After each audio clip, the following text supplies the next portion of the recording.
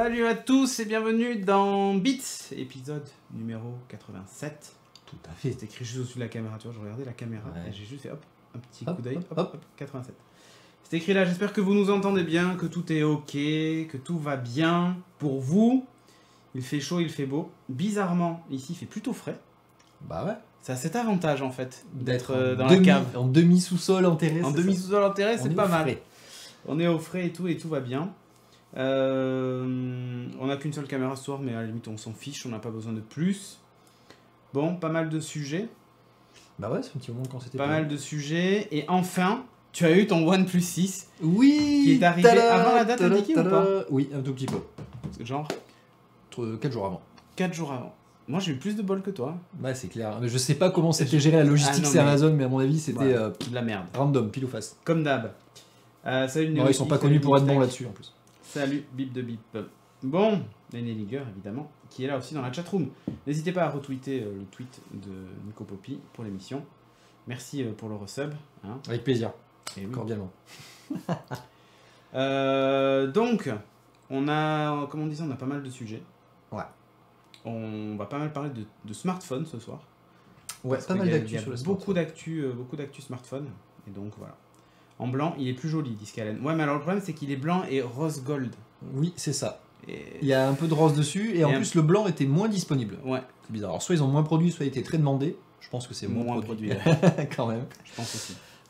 Non, il y avait le Avengers, façon carbone, avec le logo Avengers en bas. T'as pas vu celui-là? Ah oui. L'édition limitée vrai, Avengers. Ouais, c'est vrai. Bon. Mais j'aime pas trop ça. C'est l'édition sur laquelle ici, ça y est, ça se remoque encore. Hein, merci Lidrix. Moi aussi j'ai reçu mon OnePlus 6 d'Iniftech. Eh ben voilà, parfait. Ah bon, on va en parler tous ensemble, c'est parfait.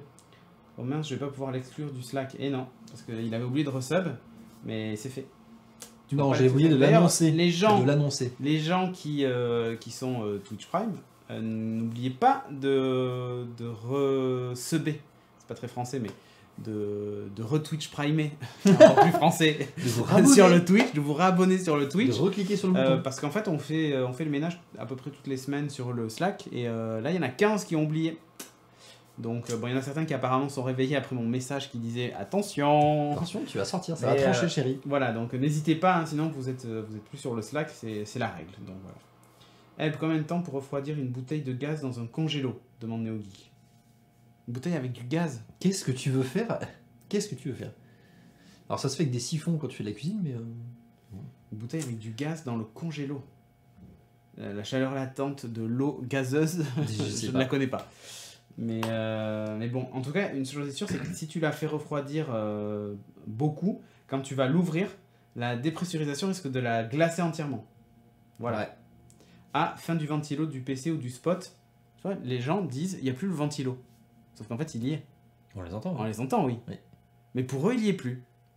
Formidable. Essaye de comprendre. Non, c'est le micro, il a peut-être réglé pareil, c'est tout. Ouais, c'est possible. Là, en fait, il prend bien derrière. Là, tu vois, si je me mets là, je recule, mais je pense que les gens m'entendent mieux. C'est vrai. C'est bizarre. Vrai. Ouais, moi aussi, sûrement. La refroidir vite, aucune idée. Bon, tu la mets au congélo et tu comptes jusqu'à 10. Hein. Je sais pas. Plus tu vas la mettre au congélo, il n'y a pas d'astuce pour aller plus vite. Chimie facile par Cédric Bonnet. Ouais, non, mais tu peux pas. Si, on l'a entendu au début, mais ça s'est un peu arrêté. Ah non, c'est toujours pareil. C'est toujours pareil, ne t'en fais pas, ça ne change pas. Bon, allez, je ne vais pas te dire que je l'entends parce que je vais me faire taper. Mais non, Nelliger, tu peux dire que tu l'entends, c'est pas un souci. Première news. Allez, pas en direct comme ça, on y va. Première news, Uber qui lance le principe des trotlib, donc des trottinettes en libre service. Voilà. J'ai vu ça. Alors c'est pas que Uber, en fait ils sont plusieurs sur ce créneau, c'est Uber, Lyft et puis 12 autres startups en fait, qui ont soumis leur candidature, donc ça se passe à San Francisco, et il y a une sorte d'appel d'offres qui a été ouvert par la mairie, où il y a des propositions d'avoir un permis. Voilà, donc ils vont avoir 5 permis à distribuer pour être candidat, une société pour mettre en place des trottinettes. En fait, c'est des autorisations de... C'est ça, oui, d'exploitation du réseau trottinette, etc. Donc c'est des trottinettes électriques en libre service. Donc c'est vraiment le Vélib en mode trottinette, mais version électrique. Voilà, donc par contre, il y a des trucs intéressants que j'ai notés. Alors déjà, c'est assez nouveau. Et ensuite, c'est que pour candidater, en fait, il y avait des critères de choix qui étaient assez intéressants. Donc il fallait prouver que les trottinettes auront un impact minime sur les trottoirs dans la ville. Mais Tu vas pas devenir en fait une ville spéciale trottinette, tu vas pas flinguer des passants au passage avec ta trottinette, ok. Un truc intéressant, être les plus transparents possible sur l'utilisation des données des utilisateurs. Ça c'est pas mal. Non mais t'as vu ça, ils intègrent ça maintenant dès les appels d'offres à ce niveau-là, au niveau de la ville. Donc pour te dire l'impact que ça a eu maintenant, l'utilisation des données. Évidemment, il faut être rassuré, hein, voilà. Proposer des tarifs réduits pour les moins aisés, voilà, donc là l'aspect social, et puis surtout imaginer un plan plus large sur l'organisation de l'urbanisme, au niveau des trottoirs, des parkings, etc. Donc en fait, en exploitant les trottinettes sur place, ils vont amener à co-construire entre la mairie et la société qui va exploiter ça, une idée pour améliorer un petit peu comment on pourrait exploiter ça dans la ville future. Pas mal. Ça, c'est pas mal. Moi, ça me plaît bien, parce que les trottinettes, il y en a de plus en plus, et j'en vois, mais vraiment encore plus. À mon taf, il y en a encore 2 qui ont racheté la même, quoi. Et ce soir, j'en ai croisé une de plus en Talence en venant. La même, toujours. C'est une fille qui était dessus? Non, c'était un gars. D'accord. Parce qu'il y a une fille aussi qui en a une ici. Donc, j'en vois vraiment partout, et en fait, la ville n'est pas encore parfaitement adaptée à ça. Donc là, ça va permettre en fait de travailler également à améliorer ça, et puis à voir un petit peu comment les usages vont faire que on circule sur le trottoir, sur la piste cyclable. C'est un truc de bobo. C'est un truc de bobo. Mais non, mais franchement, c'est hyper pratique. C'est hyper pratique. Moi, je sais pas encore. Ah, comment il sera? Tiens, t'avais dit que tu craquerais. Oui, mais j'ai revisualisé le parcours. Alors en ce moment, la route de Toulouse, c'est des travaux en veux-tu en voilà, donc c'est pas possible. Et même pour venir ici, via le chemin que je prends en voiture, il y a une portion où il n'y a carrément pas de trottoir. Et qui est en montée en plus à l'allée. La route? Ouais, mais la route en montée, dans un endroit où il y a beaucoup de passages, pas de route en trottoir. montée, le noir. Non. Non, mais j'ai un peu peur, tu vois. Ça dépend si c'est un passage qui va vite ou pas. Et en plus, à l'allée, ça monte pas mal, donc je me dis, les 30 km d'autonomie, je pense qu'à la fin de la montée, je suis à la moitié, quoi. Ah, moi j'ai déjà fait la montée à côté de l'hôpital, qui était déjà pas mal quand même. Ouais, non, mais là, c'est beaucoup plus long que ça. Ah ouais? En fait, c'est tout le parcours qui est en montée jusqu'ici, à l'allée. Sauf à la fin où je redescends pour aller... Bon. Alors, le retour, ça se ferait easy. Il trouve des excuses, hein, c'est tout. Je sais pas. Non, mais t'as qu'à me prêter la tienne, je fais un essai une fois. Voilà, si j'arrive pas ici, je dis que c'est pas valable. C'est tout. On peut voir ça marche. Enfin bref. Bon voilà, c'était pas mal. Alors d'un véhicule électrique à un autre, il n'y a qu'un pas. Et vous pouvez cocher la case sur le bingo, puisqu'on va parler de Tesla et de son Rocket Roadster. Non mais n'importe quoi. C'est juste du gros n'importe quoi. Alors c'est... Prends un Hummer, c'est plus safe. Mais exactement, Paul, je pense que je vais prendre ça. Hummer électrique, ouais. Alors libre service, je sais pas si ça existe. Hein. Les stations de Hummer, tu sais pas. C'est ça. Pour l'urbanisme, c'est top. Remarque, pour les trottoirs, ça va, le mur est suffisamment haut pour passer un trottoir. Le trottoir, il s'en fout en fait. La route ou pas, il s'en fout, il passe. En rond-point d'ailleurs, même, ils s'en foutent. C'est ça. Allez, le Rocket Roadster de Tesla. Putain, alors, la connerie. vous connaissez tous le Roadster de Tesla. Voilà, le nouveau. Hein. Le nouveau, évidemment, hein, il est vachement plus joli. Mais en fait, ils ont... Il a la même couleur que la coque de mon téléphone. Ah, c'est pour ça. Pas mal. T'as vu? Pas mal. Et donc, ils ont annoncé qu'ils allaient sortir une nouvelle option disponible sur ce Roadster-là, qui est en fait l'inclusion de 10 propulseurs de fusée à l'intérieur. Voilà. Et ce n'est pas une blague, c'est vraiment ce qui va se passer. Alors, c'est pas des vrais propulseurs à Propergol, non, c'est des propulseurs à air comprimé, voilà, qui sont issus en fait de la technologie que SpaceX a développée pour ses propres fusées. Donc, les compresseurs à air comprimé vont être utilisés, en fait, ils vont mettre 10, mais tout autour de la voiture. C'est pas 10 au cul de la voiture, c'est un peu partout. Et ça va servir pour l'accélération. À la faire voler. Ça serait pas mal. En dessous et puis... Carrément plus légère. Carrément. Ça va servir pour l'accélération, une partie du coup pour la pousser, une partie pour la tenue de route. Donc sur les côtés, en fait, ça va servir à aider la voiture à en fait compenser la force centripète qui t'amène vers l'extérieur. Et puis pour le freinage, donc tu en auras aussi vers l'avant qui vont t'aider à freiner. Ça fait partie de tout ça. Tu as mangé le pare-brise direct. C'est carrément ça. Tu connais l'accélération de Tesla qui te colle au truc, mais là même au freinage, au pare-brise. Là t'accélères d'un coup et tu freines, tu fais. Voilà. Alors. C'est bien joli, des propulseurs à air comprimé, mais du coup, il faut stocker de l'air. Donc évidemment, il faut des bonbonnes d'air. Des propulseurs à air comprimé. Mais en fait, tu sais, c'est des trucs qu'ils utilisent pour ajuster la trajectoire des fusées, tu sais. Oui, c'est ça. Quand t'as l'air en l'air, tu fais... C'est ce que tu vois dans The Expanse. Quand, ah oui, quand les trucs s'approchent, ça fait... Exactement, c'est ça. Voilà, t'as les mêmes trucs dans cette série, tu les vois carrément bien. Donc du coup, ta voiture, ça va être... C'est ça. Et pour se garer, ça peut être pas mal, tu sais, tu te mets à côté de la place et puis... Alors jusqu'à... Les gens ils vont te voir, jusqu'à présent tu roulais dans une flaque, t'arrosais les gens sur le côté. Là non, tu passes dans un virage et tu leur envoies de l'air et tu les fais voler quoi. C'est parfait. C'est pas mal, pas mal, des bonnes idées toi, faut les envoyer à Elon, ça va lui plaire. Alors du coup oui, il faut stocker de l'air. Prendre un virage à 90 à 180 km/h, ouais c'est clair. 90 degrés. Collé sur le côté. Déjà sur la Mini, quand je prends un virage à 90 à 50, ça passe. Hein. Déjà l'arrière qui chasse un tout petit peu, mais ça passe, eh ben je te jure que ça me fait mal à la tête après. Le cerveau. Je te jure, mais je te jure, ça me fait vraiment mal à la tête. Comprimé dans la tête. Non mais ça me fait mal à la tête. Alors imagine là, tu prends un virage à 120, tu tombes d'un coup, avec le truc air comprimé, je pense que ton cerveau, toi tu suis la voiture et ton cerveau il tourne dans l'autre sens encore. Il n'a pas eu le temps de bouger pas mal. J'avoue, ça va être pas mal.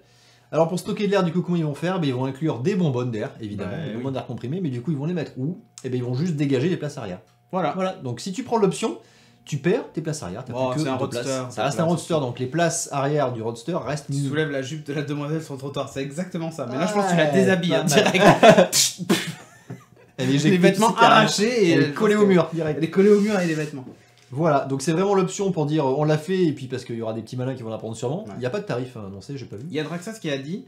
Bonjour les pneus. Ouais, alors justement, ils ont dit que ce qui allait limiter cette technologie, c'était justement la technologie des pneus.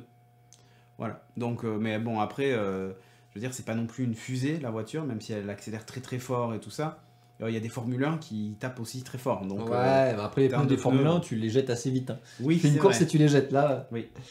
Tu vas faire un mois et puis tu jettes tes pneus. Ouais, je sais pas. Salut Virtanas. Salut. Maintenant c'est 80 maxi, c'est vrai. Oh, mais justement, tu vas accélérer comme un âne, arriver à 80, elle va freiner d'un coup. C'est ça, tu vas faire 0,80, 0. Je suis ingénieur Tesla, je pense à tout. Ouais, parfait, magnifique. Voilà, donc l'idée, franchement, il fallait aller la chercher hein, pour mettre ça. Non mais n'importe quoi. Ils l'ont fait, voilà, Tesla est capable de tout. Donc il y aura une édition SpaceX. C'est un peu ça, ouais, carrément. T'as pas mis la news Ah non, dommage. Sûr. Non, mais tu parles des US, mais il y avait une news qui était vraiment intéressante de Trump, mais c'est pas grave. Ah, c'est vrai, pas de politique. Non, mais c'était sur l'armée de l'espace qui voulait monter. Ah. C'est pas trop bits, quoi. Enfin, un peu et non, quoi. Ouais. C'est plus What the Fox. C'est un peu ça, ouais. Ah, c'est dans What the Fox. Allez, première news smartphone. En fait, il y en a deux dedans, mais on va parler de smartphone et du notch, puisque maintenant, le notch, c'est old. Le notch étant cette partie-là. Ah, voilà. Vous le voyez pas. La petite encoche en haut du téléphone. Le fond d'écran est un peu sombre, mais vous le voyez pas. Alors là, je vous trouverai une image de notch, là, on le voit, ne vous inquiétez pas. Là. C'est ça. Alors, il y a eu deux téléphones qui ont été annoncés consécutivement. Il y a eu d'abord Vivo qui a annoncé le Nex, qui est un smartphone sur Android, qui a cette tête-là. Voilà, donc qui est vraiment, pour le coup, vraiment borderless. Donc c'est un smartphone avec un écran de 6,59 pouces, donc assez grand quand même, hein, vraiment. Il est en deux versions, Snapdragon 845 pour le gros et 710 pour le petit, donc 8 ou 6 Go de RAM. Il a un OS... Non mais qui prend le plus petit déjà? Il a un OS, bah ça va être pour le prix en fait. Ouais. Il y a un vrai écart de prix, c'est pour faire deux gammes en fait, je pense, avec le même hardware. FunTouch OS, ça m'a fait trop marrer ce nom de surcouche Android, voilà, donc c'est un Oreo 8.1 avec une surcouche FunTouch. Ça me rappelle les gars, il dit il est pas borderless, il y a un espace en bas. C'est vrai que maintenant on parle du menton. On parle du chin. Menton, c'est ça. Le notch, il y a le chin. USB-C et port jack. Voilà, en deux versions, donc 516 € et 662 € pour le gros. Et évidemment, vous aurez remarqué un truc, c'est que il manque des trucs là. Ils sont les boutons, ils sont les caméras. Et en fait, son principe, c'est qu'il a une caméra avant qui est motorisée. Ouais. Donc quand vous appelez l'appareil photo, quand il en a besoin, voilà. Quand il en a besoin, voilà. Donc en selfie, la caméra sort, donc c'est motorisé. Ou si vous faites un appel Skype, vous lancez une appli comme Snapchat ou autre qui utilise la caméra frontale par défaut, ça sort. Et alors ce qui est rigolo, c'est qu'en plus tu peux personnaliser le son de sortie du truc, ou pas mettre de son d'ailleurs. Je crois qu'il y a 5 sons différents. Et genre tu l'actives et ça fait tu sais, t'as un son de sortie qui fait genre... Et quand tu le fermes, ça fait... Tellement fun touch, c'est exactement ça.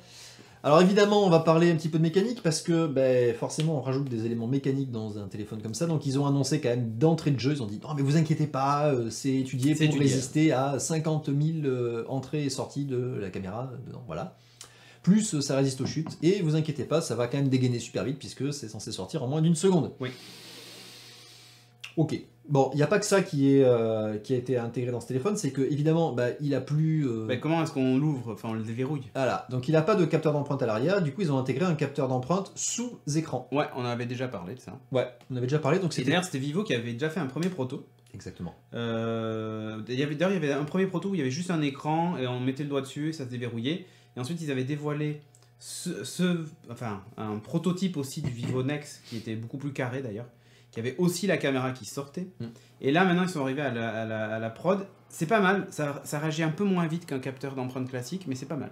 Et ils en sont à la 3e génération en fait, du capteur, donc c'est les vrais premiers qui sont exploitables, évidemment, ça doit réagir moins, mais c'est quand même assez performant. La bonne d'air, elle est où dans le tel? Et il y a un autre truc, alors oui, des remarques qu'on nous dit, c'est qu'effectivement, du coup, la NSA ne pourra plus vous espionner. Alors c'est vrai, ceux qui ont des craintes, tu sais, qui mettent les bouts de scotch sur les webcams des ordi, là pour le coup. Mais il y a un ordi HP qui a une caméra qui sort. Ouais, qui est intégrée au milieu du clavier, ouais, tout à fait. La caméra sort de l'écran, sur un all-in-one. Ah, ça c'est le HP, c'était le Huawei en fait qui sortait une touche de fonction. Oui, le Huawei sortait une touche de fonction, carrément. Ok. Mais là, en fait, ça sort d'un écran, c'est un all-in-one. Je crois que c'est. Oui, ça doit être HP. Et c'est un gros truc, hein. Tu sais, c'est qu'on s'appelle. Mais non, parce qu'il est Windows Hello. Ah, donc c'est les deux capteurs avec les deux capteurs. C'est Kinect, un Kinect qui sort. Kinect qui sort, salut, qui est tout petit, qui est ultra fin, qui sort. C'est un iPhone 10 qui sort en fait, avec juste le capteur du. Et ouais. Voilà, alors un autre truc, c'est qu'évidemment, il n'y a pas... C'est pas le HP Prout. C'est vrai. Il n'y a pas de haut-parleur non plus à l'avant, et en fait, du coup, comment le son est transmis, ça c'est pas mal, ça m'a fait marrer, c'est que le son est transmis par vibration de l'écran. Ouais, comme le Mi Mix. Ouais, mais je suis curieux de voir ce que ça donne, parce que... Non, ça marche bien. T'as testé? Ouais, j'ai déjà testé. Alors ça, en fait, c'est pas nouveau, hein, mais j'avais testé sur un téléphone classique, hein, à l'époque. Et dire, il n'y avait aucun intérêt au notch, machin et tout ça, hein, je te le dis direct.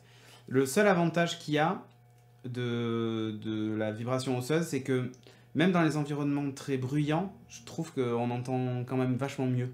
Je sais pas pourquoi. Et quand tu poses ton téléphone, même ce qui est curieux, c'est que tu sens que c'est pas l'oreille vraiment, mais t'as carrément l'os de ta mâchoire qui vibre en fait. Mais là, c'est pas le même usage. Là, t'as la conduction osseuse. Non, mais je sais. Mais là, t'as la vibration. Oui, mais le son qui est émis. Quand tu le mets compte, je te promets que tu le sens vibrer. Oui, non, mais la vibration osseuse, on a déjà testé, et c'est ce que... Sur des casques qu'on a testé, le HoloLens aussi fait un peu ça.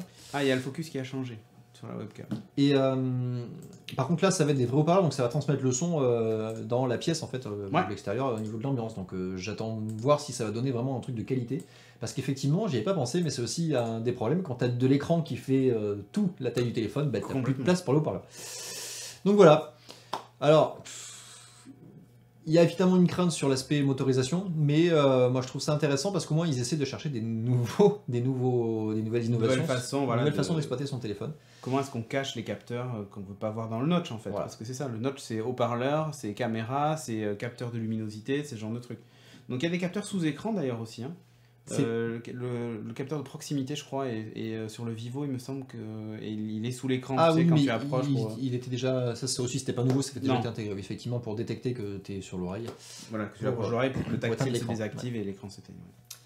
Voilà, bon, moi je trouve ça joli en fait. Le borderless, c'est vrai que ça fait tout de suite plus moderne, donc là ils sont vraiment quasiment au top du top, hein, mais bon, donc voilà. Après la marque Vivo, ça va. C'est pas une marque super connue, je pense pas qu'ils cartonnent énormément. Mais au moins, ils se sont fait connaître. Enfin, en tout cas, ils ont fait un peu de bruit avec ça. Ouais.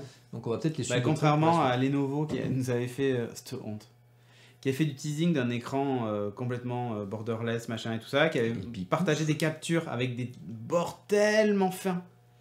Et en fait, à la fin, il a des bords monstrueux, il a un notch et un menton en plus en bas. Enfin, et voilà, game over. Tout faux. La fausse pub. Bon, un autre constructeur qui a annoncé aussi son smartphone ça c'était hier soir. Exactement, c'est Oppo qui a annoncé le Oppo Find X. Le Popo Find X. Ah non, ça c'était le capteur d'empreinte de l'autre, pardon, j'ai pas montré. On voit quand même un petit montant, c'est vrai. Alors le Oppo Find X, c'est celui-là. Alors là, déjà, on est encore plus sur le moins de bord. Toujours plus, ouais. 93,8% de... Ouais, la particularité, c'est que lui, en fait, il est un peu comme le S9 de Samsung. Il a les bords un peu arrondis. Voilà, c'est ça. L'écran déborde un petit peu sur les bords, sur le côté, sur le haut d'ailleurs aussi. Donc là, même s'il n'est pas arrondi sur le haut, mais ça va vraiment jusqu'en haut. On va le voir un petit peu après. Donc là, carrément, on a encore une impression d'avoir juste un écran dans les mains. Alors pour faire vite sur les caractéristiques, après on parlera de ce qui le caractérise. Donc c'est toujours un Snapdragon 845, donc le top des les Android de 2018, c'est ça. 8 Go de RAM, et puis une batterie par contre 3730 mAh, ce qui est pas mal pour ce téléphone de cette taille-là. Capteur photo avant 25 mégapixels, mais il est où? Capteur arrière 16 et 20 mégapixels. Donc c'est pas mal en fait, le capteur avant est plus gros. Donc pour les qualités de selfie monstrueuses. Voilà. Écran OLED, Full HD. Alors, qu'est-ce qu'il a comme particularité? Ben lui en fait, il a aussi une caméra motorisée, mais des deux côtés. Voilà, c'est-à-dire que c'est carrément le haut du téléphone qui slide. Voilà. Donc là, c'est tout le haut du téléphone voilà, qui s'ouvre, qui slide, et vous avez du coup les capteurs photo avant et arrière qui sont visibles. Et là, moi je dis, trouvez une housse adaptée. Ah putain, la coque, mais carrément. Bon courage. Mais carrément. Moi, en fait, c'est le premier truc auquel j'ai pensé. Je me suis dit, ok, c'est bien beau. Et ils vont le protéger comment? Alors après, j'ai vu qu'il était en Gorilla Glass à l'avant, à l'arrière, Gorilla Glass 5, qui résiste aux rayures, machin et tout ça. C'est un peu l'argument de Oppo. Mais honnêtement, voilà. Ouais, c'est vrai, hein, vous le protégez avec quoi? Vous le mettez dans un petit étui à la limite, mais avec des élastiques, en fait, tu fais un étui avec des petits élastiques, ouais, ça s'ouvre. c'est ça, ouais. Bon courage, hein. Moi je dis ça, je dis rien. Alors c'est motorisé également, donc. Sur des coques que sur le bas. C'est pas un truc à ressort. Ouais, possible. Ça va être du bien coup, ça va glisser. S'il tombe au-dessus, bah tu vas flinguer. Tu vas flinguer le truc. Ouais. Ouais, donc effectivement. Qu'est-ce que je disais? Oui, caméra motorisée, donc pareil, hein, ça monte et ça descend tout seul quand tu demandes du coup la caméra, avant ou arrière. Ouais, en fait, lui, il a justement une caméra frontale qui est scanner 3D.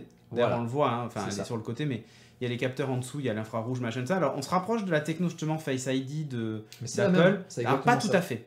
Ils ont expliqué que c'était quand même moins fiable et moins que ce qu'a fait Apple. Non, mais c'est eux-mêmes qui le disent. Hein. Mais ils ont dit que par contre, c'était beaucoup plus sécurisé que ce qu'il y a par exemple sur le OnePlus. Il faut savoir que Oppo est la maison mère de OnePlus. Hein. Oui, en général, le OnePlus 6 est hérité des designs des Oppo de l'année précédente. Donc du coup, c'est la maison mère. En fait, si vous voulez le haut de gamme de ce fabricant-là, en fait, il faut acheter un Oppo et pas un OnePlus. Le problème, c'est que les Oppo, jusqu'à présent, n'étaient pas disponibles sur le marché étranger officiellement, et qu'ils le sont que depuis maintenant, puisqu'ils ont annoncé que justement, ils l'ont annoncé en France d'ailleurs, au Louvre, et ils ont annoncé que ce produit, du coup, serait... ils ont fait comme Xiaomi. Hein. Xiaomi, c'était peut-être pas au Louvre. Non, c'était pas lourd. Hein. Mais c'est à Paris aussi. Hein. Oui. Mais bon, bref, c'est leur arrivée en France. Parce qu'ils arrivent en France, voilà, c'est pas pareil. Mais là, ils ont fait aussi ça, et donc voilà. Mais honnêtement, c'est pas mal, et du coup, il y a un espèce de Face ID. Donc dès que vous prenez le téléphone pour le déverrouiller, il y a le truc qui se lève, qui vous identifie, qui se referme. C'est instant, en fait. Okay. Du coup, ça va s'ouvrir plus souvent. Ah oui, ça va faire que s'ouvrir. Tu vas le lever, il s'ouvre en 0,5 secondes. Ah, bien. Voilà. Ouais. Et il met 3 heures à se fermer. Non, mais ça, il rembobine le truc. 0,5. C'est vraiment 0,5. Ouais, bon, à voir. Encore une surcouche, puisque là, c'est ColorOS. Hein, on l'a vu sur cette capture. Non, on l'a pas vu, si. ColorOS, voilà. Donc, sur le côté, ça donne ça. Alors c'est un peu plus de style en fait sur le côté. Ah oui. Mais en fait ça fait un peu plus de gueule. L'avant fait très Galaxy S9 hein, honnêtement. Ah mais clairement, oui, les écrans arrondis en fait. Les bords arrondis et tout ça. Mais là, surtout là-dessus, tu vois, avant qu'il se lève, t'es carrément sur le Galaxy S9 sans bord en haut. C'est le 9 Plus. Ouais, sans bord en haut, sans bord sur les côtés. Enfin, les bezels sont un peu plus fins que ceux qu'il y a par exemple sur l'iPhone. L'iPhone 10, il y a quand même des bords, qu'on le veuille ou non. Et là, c'est un petit peu plus fin. Alors, oui, il y a toujours ce menton en bas. D'ailleurs, je sais pas si tu peux remontrer l'un des deux. Ou, je sais pas, là, on le voit. Alors, il est beaucoup plus réduit, mais il y est. Il y est aussi d'ailleurs sur l'autre, hein, sur le Vivo dont on a parlé. Il y est sur le OnePlus. Il y est sur beaucoup de téléphones. Ouais. Il est beaucoup plus visible. Alors, il y a une vraie raison. Hein, c'est parce qu'en fait, chaque écran dispose d'un contrôleur qui permet de le connecter à la carte mère. Et si vous avez déjà vu un écran de télé ou même un écran d'ordinateur, souvent vous avez même le bord de l'écran en bas qui est plus long parce qu'il y a toute la série de connectiques. Ben là c'est pareil en fait, vous avez toute la connectique qui est en bas de l'écran, et donc pour la connecter à la carte mère, eh ben, il faut obligatoirement ce petit espace. Vous allez me dire mais pourquoi l'iPhone l'a pas? Si vous aviez suivi la keynote sur cette chaîne, on a expliqué. Chez Apple ils ont pris des écrans OLED souples, et en fait, arrivé en bas, il l'incurve, et donc il y a une grande partie en fait de l'écran que vous ne verrez jamais, puisqu'en fait il est à l'intérieur du téléphone, et la connectique est à cet endroit-là, et du coup branché à la carte mère. Ce qui fait que ça évite d'avoir ce petit menton en bas. Le souci, c'est que ça représente un surcoût monstrueux, parce qu'il faut des écrans souples, qui d'ailleurs sont pas du tout courbés, mais pas grave, mais il faut des écrans souples qui coûtent déjà plus cher, et en plus il faut les courber sur un rayon qui est extrêmement... fin, sinon le téléphone devient trop épais. Et d'ailleurs, quand on voit un iPhone 10 à côté du OnePlus, l'iPhone 10 est épais quoi. Mais vraiment, et c'est à cause de ça. c'est uniquement parce qu'il y a ce retour d'écran qui pose un vrai problème. Et celui-ci a une C'est plus grosse menton batterie, ou épaisseur. il est plus fin, enfin, tu te dis, attends, Apple, Ouais. qu'est-ce que vous faites? Mais en fait, c'est normal. C'est juste qu'il y a ce fameux écran pour éviter ce petit menton en bas. C'est un choix de design. Et le design chez Apple a souvent, d'ailleurs, comment ça s'appelle, le dernier mot, hein, quand on voit les Magic Mouse qu'on recharge par en dessous parce que mettre un connecteur sur le côté c'était moche. Voilà, bon, ce genre de truc, et bien voilà. Bon, du coup, bah voilà, ColorOS surcouche, une version disponible uniquement, 256 Go de stockage, 8 Go de RAM, je l'ai dit, pour 1000 € quand même. Donc là, on est sur le haut de gamme. On est sur du haut de gamme, ouais. C'est la marque haut de gamme. Et ils ont fait quand même encore plus haut de gamme, puisqu'ils ont sorti et annoncé une version Lamborghini. En partenariat avec Lamborghini pour l'aspect design. Ils ont juste intégré une boîte plus jolie, un chargeur plus joli, la couleur. Porsche Design, je crois. Voilà, exactement, c'est ça. Donc Huawei avait fait Porsche et eux, ils ont fait avec Lamborghini, qui est encore plus cher et qui a un système de recharge encore plus rapide, je crois. Ils ont mis un truc, je sais plus comment. Bon, après là, le Oppo, il a le même système de dash charge, alors qu'il s'appelle pas dash charge que du OnePlus. C'est un autre nom, mais c'est le même principe. C'est exactement la même chose et c'est la même maison, donc c'est assez logique. Je crois même que c'est le même chargeur en fait. Oui, c'est exactement le même bloc de recharge. C'est le même bloc de recharge, il y a juste écrit Oppo au lieu de One. C'est ça. À noter quand même, bon. Honnêtement, je les trouve magnifiques, mais ces téléphones ont pour moi des gros soucis, et sans parler même de la surcouche logicielle et tout ça. C'est que, enfin en tout cas, le Oppo pour moi a un gros problème, c'est justement ce problème de il va faire que se lever, et la coque. C'est clair. Il va vraiment faire que se lever. Et d'expérience, les téléphones sliders comme ça, comme on en avait, parce qu'il y a eu le clapet, il y a eu le slider, il y a eu le tactile, il y en a eu plein. Les sliders, honnêtement, les Samsung à l'époque, Samsung, ah, mais le E500, ah oui, D500, D500, D500 d'ailleurs surtout. Oui, carrément. Samsung D500 et D500E qui était la version Edge. Après il y a eu le D800, D820, D700, D720 aussi, D600 qui a été un gros carton de vente. Bah, tous ces téléphones à slider, d'ailleurs honnêtement les D500 au départ, il y a eu tellement de retours sur ces produits-là parce que la nappe cassait. Bah oui, mais en fait, il y avait une nappe qui faisait le lien entre l'écran et le reste du téléphone. Les deux parties du téléphone. Et cette nappe, en fait, cassait au bout d'un moment. C'est ce que j'allais dire. C'était fatal. C'est-à-dire qu'effectivement, si en plus, sur celui-là, tu as encore plus de capteurs en fait, qui bougent. Exactement. Donc tu as encore plus de connectiques à promener. Donc tu vas avoir... Tu as deux façons de faire en fait. Hein. Soit tu as une nappe souple qui effectivement suit le mouvement, ce qu'on a de plus en plus souvent. Ce que vous voyez quand vous démontez en fait, vos appareils électroniques. Sauf que là, elle va bouger en fait. Donc évidemment, quand ça vieillit, bah, au bout d'un moment, c'est cassant. Je crois que c'était sur le D820 Samsung, ils n'avaient pas mis de nappe. Et ils avaient des connecteurs. Voilà. Et l'autre solution, c'est d'avoir un rail. Glisser l'un sur l'autre. Et les rails, en fait, qui sont des connecteurs glissants, en fait. Et là, tu as une autre problématique, c'est que ça peut s'oxyder et ça s'use puisque tu as un frottement mécanique. Exactement. Donc, dans tous les cas, tu as une usure que tu rajoutes. Voilà. Et donc là, le fait qu'il se lève sans arrêt, pour moi, ça me fait un peu flipper.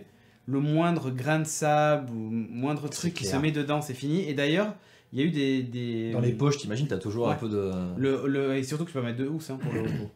Donc on a vu des vidéos du Oppo, par exemple sur celle de The Verge, je crois.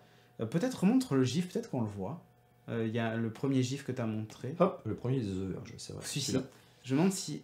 Non, sur celui-ci, on voit pas. Mais en fait, on voit qu'il y a des traînées rayées à la verticale. Alors, on le voit pas sur celui-là.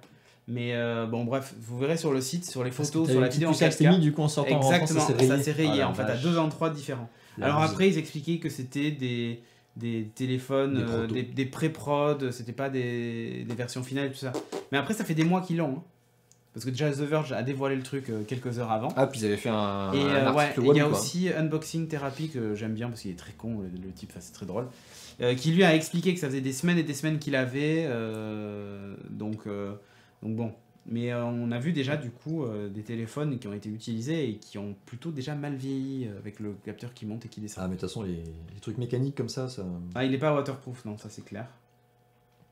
Mais bon. Ouais, moi je trouve ça dommage pour le prix du... Enfin je comprends pour l'aspect design. Le Vivo Nex à la limite ça me semble plus légit parce que... Non mais pour une raison simple, c'est qu'au pire si la caméra au bout d'un moment elle lâche, t'en as rien à branler, t'as toujours la caméra derrière. Moi j'en ai rien à foutre des selfies et de la visio. Ah, pour les appels visio ça peut être utile quand même. Ouais, c'est quand même dommage. Il y a beaucoup moins de chances qu'elle pète pour une raison simple, c'est qu'elle va beaucoup moins sortir. Ouais.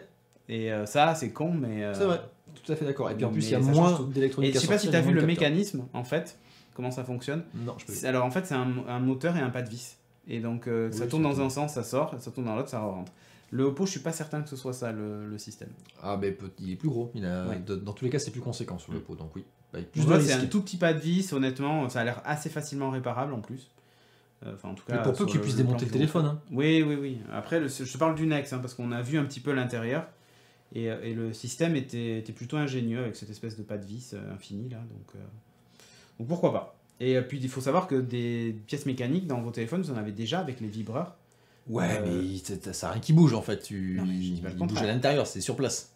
Non mais je suis d'accord, mais ce que je veux dire c'est que tu as un moteur, enfin les anciens vibreurs en tout cas, c'était des moteurs qui entraînaient un poids qui était excentré et du coup ça créait la vibration. Oui. Donc c'est toujours ça. Oui, mais ce que je veux dire c'est que là, du coup, tu vas avoir un moteur, j'allais dire de vibreur, mais c'est presque ça, qui tourne et qui entraîne un pas de vis pour sortir. Non, mais t'as un mouvement en plus. Là, je suis d'accord qu'il y a un moteur du vibreur, il est intégré. T'as jamais eu de panne sur les moteurs du vibreur. C'est faux. Wow, c'est quand même ultra méga. Il y en a eu. Mais ce que je veux dire, c'est que c'est le même système de fonctionnement. Donc, si tu veux, c'est pas vraiment. Enfin, je pense que c'est pas le genre de truc qui bouge. Il faut bien que tu mettes un moteur. Non, mais exactement. Mais ce que je veux dire, c'est que c'est pas. Tu veux mettre un truc à air comprimé. Non, ça pourrait être avec un aimant, tu vois. Et quand tu fais bouger.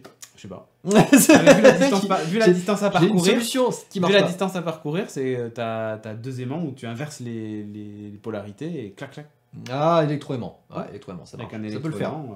Bonne réponse. Là, c'est pas mal. Bonne idée. Putain, mais un concept, faut qu'on dépose ça vite fait. Et là, du coup, il n'y a pas de moteur, il n'y a pas de genre de truc.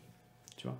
Et ça me fait penser, tu sais, au téléphone à bloc, où quand tu mettais les blocs dessus, c'était un électroaimant qui les maintenait. Tout à fait. Donc voilà, moi je pense que ça pourrait fonctionner. Électroaimant, bien sûr que c'est possible. Voyez hein. Ah, mais et en fait, il a construit son idée au fur et à mesure qu'il il a pas donné tout. Voilà. C'est violent pour les nappes car c'est trop rapide. Ouais, bah on verra. Ah, ça c'est possible. Ouais. Allez, on passe. Mes genoux. Tu perds tes genoux. Ouais. Enlève-les. Ça voilà. Crac. Vous avez entendu? Quelqu'un avait un genou Allez, d'un téléphone Android à Apple, il n'y a qu'une seule news, puisqu'on passe à Apple qui a trouvé un moyen pour bloquer GreyKey. Ah ouais. Alors GreyKey, je ne sais pas si vous en rappelez, c'est ce principe-là, donc c'est ce petit boîtier qui permettait en fait de déverrouiller n'importe quel iPhone. Ou iPad d'ailleurs. Hein. Ou iPad, oui, enfin n'importe quel appareil en iOS, sans problème, voilà, assez rapidement, en quelques minutes, dizaines de minutes au max. Donc c'était Grayshift, c'est toujours Grayshift qui fait ça, et qui vendait son boîtier aux États-Unis principalement pour 30 000 $. C'est pas excessif. Alors évidemment, Apple a trouvé une parade, et la parade, elle est plutôt intelligente, et pas très compliquée. Elle est low-tech. Hein. Elle est low-tech, mais c'est juste une mise à jour logicielle. En fait, le principe, c'est que si vous n'avez pas déverrouillé votre téléphone avec votre système de déverrouillage, le doigt, Face ID ou votre code, eh bien, Apple bloque le port Lightning en accès en données. Donc le port Lightning ne sert plus toutes les heures. Au bout d'une heure. En gros, même d'ailleurs, le port Lightning va se désactiver automatiquement au bout d'une heure. C'est ça. Donc tu pourras juste t'en servir pour recharger, mais plus pour connecter la donnée. Donc si tu veux accéder à un transfert de données, il faut déverrouiller le téléphone. Personne n'utilise pour la clé de données. Plus maintenant, non. Ça se fait plus. Bah dans les bagnoles, si tu veux faire du iTunes connecté, des trucs comme ça. Ouais, mais l'écran est déverrouillé puisque tu. Ouais, non mais c'est ça. Non, mais c'est totalement intelligent. Enfin, il fallait y penser. Et voilà. Alors par contre, ce qui est un truc marrant, c'est que ils vont pas mettre ça en place dans tous les pays. C'est-à-dire qu'il y a des pays dans lesquels ils vont rester comme ils sont actuellement. Ouais. Bizarrement, hein. Ouais. Et en fait, ça va être suivant les pays. La législation. La législation des pays, et notamment comment la police gère l'accès aux données. Voilà. Et comment ils vont. Bah voilà. Donc ils se sont laissé la liberté de pouvoir activer ou pas ce mécanisme-là suivant les pays. Ce qui est sûr, c'est qu'ils vont le mettre en place aux US. Donc là, tous les boîtiers GreyKey qui ont été vendus, perdu. T'as plus accès. Voilà, perdu. C'est fini pour vous. Mais pas mal la technique. Ah, c'est vraiment pas mal. Il fallait y penser et je trouve ça assez génial. Allez, on va faire tous les géants de la tech aux US, là, c'est parti. Intel qui a annoncé qu'ils allaient revenir sur le marché des GPU en 2020. Alors sans plus de détails, mais c'est tout à fait logique, puisqu'en fait ils ont déjà amorcé ce mouvement depuis un petit moment. Ils avaient embauché Raja Koduri, qui est un ancien de chez AMD, donc qui était AMD ATI, qu'ils avaient racheté, donc qui était sur la partie GPU. Voilà, alors c'est un événement majeur pour Intel, parce qu'ils sont toujours à la traîne sur l'aspect GPU depuis très longtemps. Rappelez-vous des Intel, les Iris, les HD Graphics et tout ça. Ils avaient déjà fait une tentative de développer des GPU, des cartes uniquement dédiées aux GPU, pas des GPU intégrés. Voilà. Alors le gros intérêt qu'ils ont, c'est quand même, ils ont un gros savoir-faire en termes de fonderie, de fondage de CPU et de silicone, mais que pour la partie CPU, alors que là ils pourraient le mettre aussi à profit, notamment toutes les usines qu'ils ont, pour d'autres types de processeurs qui seraient plus intéressants pour eux, puisque c'est plus valorisé en termes de business, un GPU. Voilà. Après, Intel a clairement annoncé aussi qu'ils voulaient aller sur l'intelligence artificielle. Et t'as pas vraiment trop le choix si tu veux faire du hardware. Merci. Si tu veux faire du hardware performant pour l'IA, notamment les réseaux neuronaux, enfin tout ce qui est calcul parallélisé, tu es obligé de travailler avec des GPU puisque ils sont designés pour ça. Donc ils n'ont pas trop le choix pour suivre leur stratégie d'aller là-dessus. Voilà. Après on les attend un peu au tournant, ils ont beaucoup de choses à démontrer. Et il faut pas qu'ils se loupent parce que là ça serait la deuxième fois. Voilà. Et après je vais revenir sur un truc. Ils vont viser, ils vont viser d'abord le marché pro. C'est clairement leur première cible. Bien sûr. Et une news, complément de la news qui est tombée aujourd'hui, il y a, ils ont également embauché Tom Forsyth, qui alors lui c'est un dieu des processeurs, puisque c'est un architecte processeur. Apparemment ça se vend à prix d'or, ce genre de profil pour les fondeurs. C'est un ancien de chez Intel qui est passé par... il était parti chez Intel, il est passé chez Oculus, chez Valve, 3D Labs, voilà. Et en fait, surtout, c'était un des anciens architectes du projet Larabi, qui était le projet mort de Intel pour développer des cartes graphiques. Ah oui. Ils avaient développé des puces graphiques, et quand ils sont arrivés sur le marché, en fait, ils se sont confrontés à la nouvelle génération des puces Nvidia qui les a démontés, parce qu'ils étaient... Ils ont dit, c'est pas la peine. Ils ont dit, on arrête le truc, et on ne va pas plus loin, ils ont aborté carrément tous les autres projets de GPU. Donc il revient là-dessus, et là il y a une vraie volonté d'Intel d'aller carrément sur ce marché-là. Voilà, moi je trouve ça logique, si tu fais de l'IA, des GPU, etc., pour un marché pro, ça peut se comprendre pour Intel, mais ils ont vraiment intérêt d'assurer et de... Pour du serveur. Pour du serveur, du dev. Pour de l'IA, surtout du hardware IA, ils ont... C'est en train de se mettre en place. Alors il y en a qui sont déjà là, Nvidia l'a clairement annoncé. Oui. T'as des Google aussi qui travaillent dessus. Ils ont une carte à jouer. C'est clairement un marché porteur parce que c'est tous les data centers qui sont en train de se développer, tous les Amazon, tous les Microsoft Azure et tout ça, ont des serveurs dédiés pour l'IA, Google aussi, et donc ils ont besoin de hardware dédié pour ça. Donc là, il y a un vrai business pour Intel pour retrouver un petit peu de bénéfices et de marge sur ces processeurs-là qui seraient forte valeur ajoutée pour eux. Voilà. Tu voulais rajouter? Non, je voulais pas. Salsa Gal demandait, et pour les casques en Lightning, non mais si tu branches ton casque et tu commences à écouter la musique, il va pas. Le téléphone est considéré comme étant en activité, donc il va pas couper ta musique au bout d'une heure, quoi, en fait. Donc si tu te fais arrêter alors que tu as ton casque branché, t'as perdu. En fait, il faut que tu le verrouilles et que tu fasses plus rien avec pendant une heure. Oui, parce que tu peux le déclencher en fait. Si tu le verrouilles manuellement, en fait, ça le bloque de suite. Il y a un système comme ça, ouais, tout à fait. Voilà, bon, on attend Intel au tournant d'ici 2020, on verra bien. Ah, c'est une news pour toi celle-là. Tu veux pas tester? On va parler de Rebel. Mais ouais, après le truc, c'est que... Remarque qu'il me reste une Pebble. Et voilà, Rebel qui va ressusciter les Pebble. Voilà, Rebel ressuscite les Pebble. Ok. Alors, c'est un projet qui a été initié par des anciens devs de chez Pebble. Voilà, donc c'est non officiel évidemment, mais... Qui ont fini chez Fitbit. Qui sont passés chez Fitbit, tout à fait. Puis qui sont repartis. Voilà, donc j'ai pas marqué le nom, mais c'est Catherine quelque chose, la nana. Donc en fait, ce qu'ils ont fait, c'est qu'ils ont recréé l'équivalent du cloud Pebble, donc les services online, avec des serveurs à eux. Et en fait, ce qu'ils font, c'est que tu crées un compte sur Rebel et tu vas associer ton compte Pebble. C'est-à-dire que tu vas leur donner le droit d'aller se connecter à ton compte Pebble que tu as encore, pour un petit moment, pas beaucoup. Et ils vont à ce moment-là récupérer toutes les données qu'ils peuvent, tous tes contacts, toutes les infos de paramétrage et tout ça. Ils vont le synchroniser sur leur serveur. Et après, ta montre, elle va être capable de travailler directement avec les serveurs Rebel et plus avec les serveurs Rebel qui vont fermer. Puisqu'ils ont le même contrat d'interface en fait au niveau des services online. Voilà. Et de toute façon, c'est vraiment ça le problème.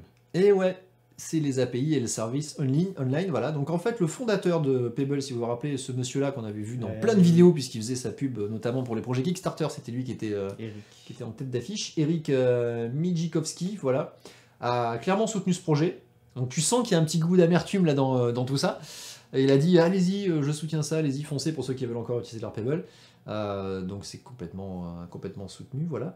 Ouais. Ce qu'il faut savoir, c'est que les services online de Pebble vont mourir bientôt, vraiment. Oui, vraiment. Oui, donc si vous créez pas, si vous voulez toujours utiliser votre Pebble et si vous créez pas en fait votre compte Rebel pour récupérer ces infos, vous allez être dans l'incapacité de faire le switch plus tard en fait. Parce que la montre pourra pas se synchroniser naturellement sur Rebel. Voilà. Il faut qu'elle synchronise sur Pebble et que les services disent non, maintenant je pars sur l'autre pour que la montre après soit en capacité à aller travailler avec les serveurs Rebel. Donc si vous voulez tester ça, c'est rapidement. C'est maintenant ou jamais. Voilà. Oui, Nico Poppy.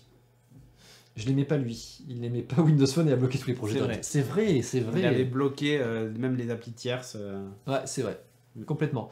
Alors il faut savoir aussi que pour l'instant, tout ça est gratuit, mais qu'il y aura évidemment des services payants à terme, puisque les coûts de serveur sont pas négligeables. Hein. Donc en fait, c'est surtout un essai pour ce groupe-là, pour ce groupe de chez Rebel, pour voir un petit peu quelle est la population qui serait capable à basculer là-dessus, et puis s'ils sont assez nombreux, à essayer de monétiser un petit peu ce business-là, notamment en termes de services payants qu'ils pourraient mettre. Ils pensent notamment à tout ce qui va être les Pebble météo. vont commencer là maintenant à avoir des autonomies chiasseuses. Les batteries doivent commencer à être bien usées, quoi. À voir. Moi, franchement, je suis vraiment pas convaincu qu'il y ait masse d'utilisateurs qui récupèrent ça. C'est déjà... Enfin, il ne doit plus y avoir beaucoup de Pebble. La vague des Pebble est passée, je pense qu'ils sont plus là. Donc c'est Rebel, voilà. Rebel.io, si vous voulez aller voir ça. C'est dommage qu'ils tuent le truc, parce que...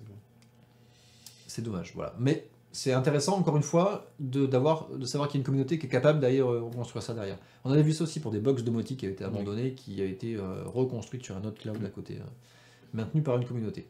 Et on parlera de Mother jeudi, puisque c'est la fin aussi. C'est vrai. Gentiment mais sûrement, ils sont en train de... Rafi Aladji a encore fait de la merde. Il y a beaucoup. Il n'a pas été soutenu surtout. Oui, mais ça fait quand même 3 fois maintenant. Oui, c'est vrai. Il n'y a pas beaucoup d'essais. Avec les carottes, mais il essaye. Avec les trucs. Oui, il essaie. Mais ça, il a le mérite d'essayer. Mais la Bastag, c'était génial. Ouais, c'est génial. C'est vrai. Bon, enfin voilà. Ça fait beaucoup de wearables en fait qui survivent pas. Il y a une grosse vague, il y a un gros effet de mode. Il y a un vrai resserrement du marché. Il y a des pionniers et après, quand les gros s'y intéressent. Mais en fait, c'est là que ça devient difficile. C'est ça, c'est tous ceux qui étaient partis en start-up, projet, financement participatif, Kickstarter, tout ça. Il n'y a pas beaucoup de survivants. Hein. Soit tu te fais racheter, soit tu meurs. Hein. C'est ce qui s'est passé à peu près. Hein. Ouais. Après, Fitbit était dans les pionniers aussi des trackers d'activité, mais ils faisaient vraiment que ça. Ouais, c'est vrai. Très spécialisé. Et ensuite, comme le marché a été plus vers la montre connectée en plus du tracker d'activité, c'est là qu'ils se sont dit, on va prendre des gens qui savent le faire mieux que nous, puisqu'on est en retard sur ça. C'est là qu'ils ont racheté donc Pebble pour sortir leur montre, mais bon, voilà. Pas cool. Ouais. Allez, on revient voir notre pote Elon. Parce qu'on va parler de The Boring Chicago Tunnel. Voilà, c'est un projet qui a été validé par la mairie de Chicago, si je peux dire ça. Ouais. Et le principe, c'est de créer un tunnel qui va relier donc Chicago, alors la proche banlieue ou le proche centre de Chicago, à l'aéroport. À Talence. L'aéroport de O'Hare, qui est assez éloigné quand même. Donc c'est un projet estimé à plusieurs milliards de dollars. Il faut savoir que l'ambition c'est de relier en fait ces deux points en 12 minutes, sachant qu'actuellement c'est 40 minutes à peu près. Alors il faut savoir que l'aéroport de Chicago O'Hare, il y a un trafic monstrueux dessus. C'est un des plus gros aéroports aux US, hein, avec JFK je crois. Ce sont deux très gros aéroports, donc il y a intérêt à amener tout ce monde là au centre de Chicago. Ça va être, alors ce qui est marrant, c'est que ça va être relié avec Block 37, ils disent, donc c'est un énorme centre commercial, un mall comme ils disent chez eux. Donc en fait, la station d'arrivée, ce sera intégré dans un gros centre commercial. Donc ça permet de financer le projet. Pas que, mais ce qui va financer le projet. Alors ce qui est marrant, c'est que la mairie, en fait, elle file 0 budget. Donc c'est autofinancé. Ouais, je vous donne l'autorisation, mais vous démerdez. C'est un peu ça. Non, en fait, allez-y, vous creuser des trous, péter des trucs dans le centre-ville, il n'y a aucun problème. Par contre, vous démerdez, c'est vous qui payez. Ok. Ça va être financé comment du coup? Donc c'est la main à la poche pour The Boring Company. Et là ils arrêtent en plein milieu, tu sais, avec les rues ouvertes et tout. On n'a plus de budget, on arrête allez, là, salut, tout, salut. Pas mal, donc ça va être financé du coup, autofinancé, parce que en fait, Boring Company va récupérer la concession et du coup l'exploitation de tout ce tunnel là. Donc ils ont déjà un business plan, un business model en fait sur l'exploitation du tunnel. Donc il y aura des frais évidemment pour le transport. Et il y aura aussi des affichages publicitaires à l'intérieur donc de tout ce transport-là. Donc ça va être à la fois dans les navettes et à la fois dans les tunnels à l'extérieur. Ils ont tout prévu. Hein. Et des achats intégrés. Donc tu vas voir un petit peu comme dans les vols, tu sais, EasyJet, où tu peux acheter des trucs tax-free à l'intérieur. Mais là, tu auras des écrans. Tax-free Tu auras des écrans tactiles pour directement acheter en ligne dans le véhicule qui sera une sorte de minibus. Petite navette du futur. Petite navette électrique. Voilà. Alors il y en aura plusieurs, ça va faire un petit train comme ça. Voilà. C'est assez futuriste comme navette d'ailleurs. C'est des navettes électriques en fait qui sont intégrées dans le tunnel. Voilà. Donc l'idée est pas mal. La vente en ligne, vente on-board, je trouve ça intéressant. C'est pas ultra innovant, mais au moins ils cherchent à se financer comme ça. Et surtout, ce qu'il y a de bien, c'est que ça va permettre de créer le premier vrai cas d'usage du tunnel de Boring Company. Voilà. Et c'est un vrai besoin. Et on les attend vraiment. Donc il n'y a pas de date, il n'y a pas de tout ça, mais faut savoir qu'en fait, c'était pas un projet qui a été créé exprès pour ça. C'est-à-dire qu'il y a un vrai appel d'offres de la mairie qui était... Merci, The Loix ou The Loi. The Loi. C'était un vrai projet en fait de Chicago de dire on a un vrai problème avec cet aéroport, il faut qu'on relie en fait plus facilement. Et donc en fait il y avait plusieurs projets qui étaient soumis à ça, dont The Boring Company. Et il y avait un autre projet qui était de relier avec je sais plus quoi. avec un système de transport un autre, mais terrestre, et qui était financé par Magic Johnson en plus en partie, donc c'était marrant. Ah oui, oui. Elon Musk a gagné face à Magic Johnson, voilà, c'était rigolo. Ce qui est sûr, c'est que Salut Zetoun. on va suivre ce projet de près, et vu comment ils ont creusé les premiers tunnels assez super rapidement, Ah mais c'est ouf, hein. là, il est assez petit quand même en termes de distance, j'ai pas la distance précise, mais voilà, si t'as 40 minutes de trajet en transport en commun et qui prévoit 12 avec le tunnel, ça va être pas très long à creuser, je pense. La vraie problématique, ça va être d'arriver dans la ville. Et là, parce que là, ils creusaient, si tu veux, dans le désert, tout droit. Donc là, il va falloir jongler avec peut-être comment t'appelles ça, des sewers, des égouts dans la ville, des bâtiments, tout ça machin. Donc ça va être un peu plus compliqué. Un cimetière indien. Un cimetière indien, c'est ça. C'est Sous Chicago, truc, logique, voilà. Hein. Donc ça va être Ce compliqué. projet coûte moins cher qu'un métro. C'est estimé à un peu plus, entre 1 et 2 milliards de dollars, à peu près. Alors évidemment, c'est le budget comme ça au lancement, peut-être qu'en cours de route, il y aura des rallonges. Bizarrement, en général, ça explose. On verra bien. Ce genre de projet, Ça coûte moins cher qu'un métro. Bah oui, parce qu'en fait, le niveau des stations, c'est beaucoup plus simple à faire. T'as pas d'embranchement, t'as pas d'arrêt, t'as truc, c'est juste départ, arrivée. T'as 2 stations, point barre. Oui, c'est vrai. Et oui. Tu gères pas la descente des passagers, t'as pas à prévoir tout ça. T'as pas ça, t'as pas des rails, t'as pas des rames, t'as pas de chauffeur, c'est automatique et tout. Non. Voilà, parking et fondation des immeubles. Exactement, c'est ça, Moriarty, entre autres, tout à fait. C'est un détail. Tu vas dans ton parking, tu gardes ta voiture et t'as un truc qui passe. C'est ça. Tu sais, c'est pas mal avec des trucs en vitre, Ouais, tu vois ça. passer. Quoi ? Salut. Non, j'attends de voir ça, c'est vraiment des transports comme ça, futuristes, tu vois, tu te dis, t'as souvent vu ça en fait dans des trucs de SF ou dans des séries. Mais est-ce que c'est Futurama. vraiment plus efficace qu'un métro ? Parce que là, au lieu de mettre des petites voiturettes électriques dans le tunnel, pourquoi pas mettre une espèce de train carrément où les gens montent dedans et puis faire le train-train avec des petites navettes, est-ce que c'est vraiment... Mais oui, parce qu'en fait, tu peux en mettre des plus petites et les faire circuler plus facilement en fait. Quand tu as un train, c'est de suite un truc plus long et tu dois vraiment faire circuler tout le truc, tu as un trajet plus long, etc. Air comprimé. Et pour le voir, non mais en fait, d'oreille. c'est intéressant ce que tu dis parce qu'en fait, ça me fait penser à Londres. T'as le Gatwick Express qui est un des trains qui relie justement le centre de Londres à l'aéroport Gatwick, qui est assez loin aussi. Et en fait, c'est un train qui est dédié à ça. Et les trajets sont super longs et tu es obligé d'attendre en fait tout un aller-retour du train pour pouvoir circuler. Alors après, c'est quand même bien fait, c'est-à-dire que c'est un train qui est automatique et l'arrivée se fait, t'es dans le hall de l'aéroport, donc c'est plutôt bien fait, mais ça reste un train et tu vois les limites en fait de l'exercice avec le train. Là, j'imagine qu'avec ça, tu auras des plus petits véhicules qui pourront partir dès qu'en fait la navette est remplie et du coup arriver plus rapidement au point là-bas. Et tu pourras surtout les faire tourner beaucoup plus rapidement, un petit peu comme les télésièges, tu sais, tu peux en mettre plusieurs, un truc. Donc je pense que ça va dépoter un peu plus. Souterrains. Ça va dépoter un peu plus, voilà. Ok. Tu adaptes à la demande. Voilà, c'est ça aussi, c'est aussi on demand. T'as pas une fois que la navette est remplie, tu pars. Voilà. Donc j'attends ça avec impatience pour voir un petit peu le résultat. Ce sera cool aller voir à Chicago, ça. Petit voyage. Bon, y a rien à voir à Chicago, hein, c'est pas joli. Allez, en parlant des US, sachez que maintenant c'est les US qui ont le plus gros. Et oui. Le plus gros. Quoi ? Le Moi, plus j'ai gros pas les images. serveur. Ça m'arrive assez souvent d'ailleurs. La PLS des images. Ouais, ça c'est. Je sais pourquoi, c'est parce que c'est magnifique. c'est des WebP en fait, c'est des images. Et mon navigateur le prend pas en charge, Chrome. C'est ça. C'est Chrome que t'as ? Oui. Oui, mais c'est un faux Chrome sur iOS. Ah oui, mais ça, c'est un faux Chrome, c'est un faux Chrome. Salut Pumasbot. Le plus gros serveur qui est Summit, c'est ça, voilà. Alors c'est le US Department of Energy, donc en gros l'énergie chez eux, donc l'équivalent du nucléaire chez nous si vous voulez, le CEA chez nous. Donc ils ont travaillé avec IBM, on voit le logo également, pour construire Summit qui est ce méga gros serveur. Alors là, coucou, c'est un calculateur, oui pardon, c'est pas un serveur tout à fait. Le plus gros con. Le plus gros calculateur. Puisqu'en fait, il y en a une tripotée de serveurs derrière si vous voulez. Alors, il a rejoint la première place directe dans le top 500 des plus gros calculateurs. Il a, alors je vous donne plein de chiffres, 200 pétaflops, donc ça veut dire quoi ? Ça veut dire 200 000 milliards de calculs par seconde. Ok ? Juste ça. Il a mis la barre juste 2 fois plus haut que l'ancien premier. Donc ils ont juste dit, nous on arrive, on fait x2. Salut les gars ! Et le précédent était chinois, je crois. Hein. Il a 10 pétaoctets de RAM. Tranquille. Il a coûté 200 millions de dollars, rien que ça. Et alors, il est composé de quoi ? Il est composé de... donc, c'est une architecture IBM. Alors, je vous montre un petit peu toutes les captures. Voilà, donc il y a plein d'armoires partout, évidemment. Moi, j'aime bien le cable management là-haut, tu vois, quand même. C'est assez fou. Alors, c'est basé sur des IBM AC922. Donc, il y a 4608 serveurs. Voilà, donc il y a 4608 lames en fait, des lames de calcul indépendantes. Et chacune de ces lames est composée de 2 CPU, c'est tout. Donc tu as 2 processeurs, mais qui ont chacun 22 corps. C'est pas des petits trucs. C'est des CPU IBM, fondés par IBM, dis donc quand même, enfin conçus par IBM. C'est des Power 9. Je savais même pas qu'il existait encore les CPU by IBM.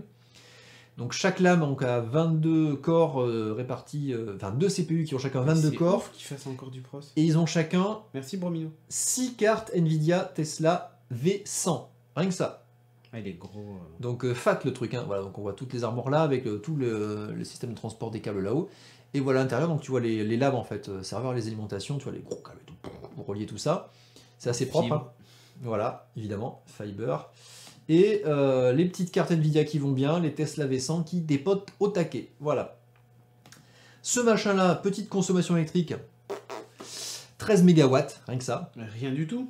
Alors ça paraît énorme, mais en fait c'est beaucoup mieux que l'ancien précédent. Donc en fait ils ont doublé la capacité de calcul et par rapport au précédent. Moins. Et ça consomme beaucoup moins que le précédent. Ça consomme comme vos ampoules Philips Hue à la maison. Voilà, donc autant vous dire que... Je plaisante. Voilà.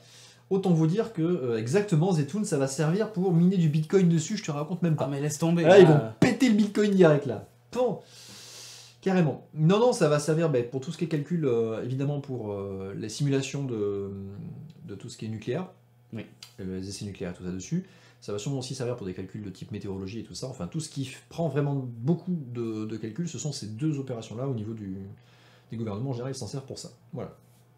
Moi, ça me fait marrer parce que le top 500, pour ceux qui connaissent, c'est le top500.org, le site qui suit ça. C'est un truc que je suis depuis très longtemps en fait, parce que tu aimes toujours voir un petit peu l'évolution un petit peu des serveurs. Et là, ce site est toujours vivant, du coup, j'ai redécouvert ça.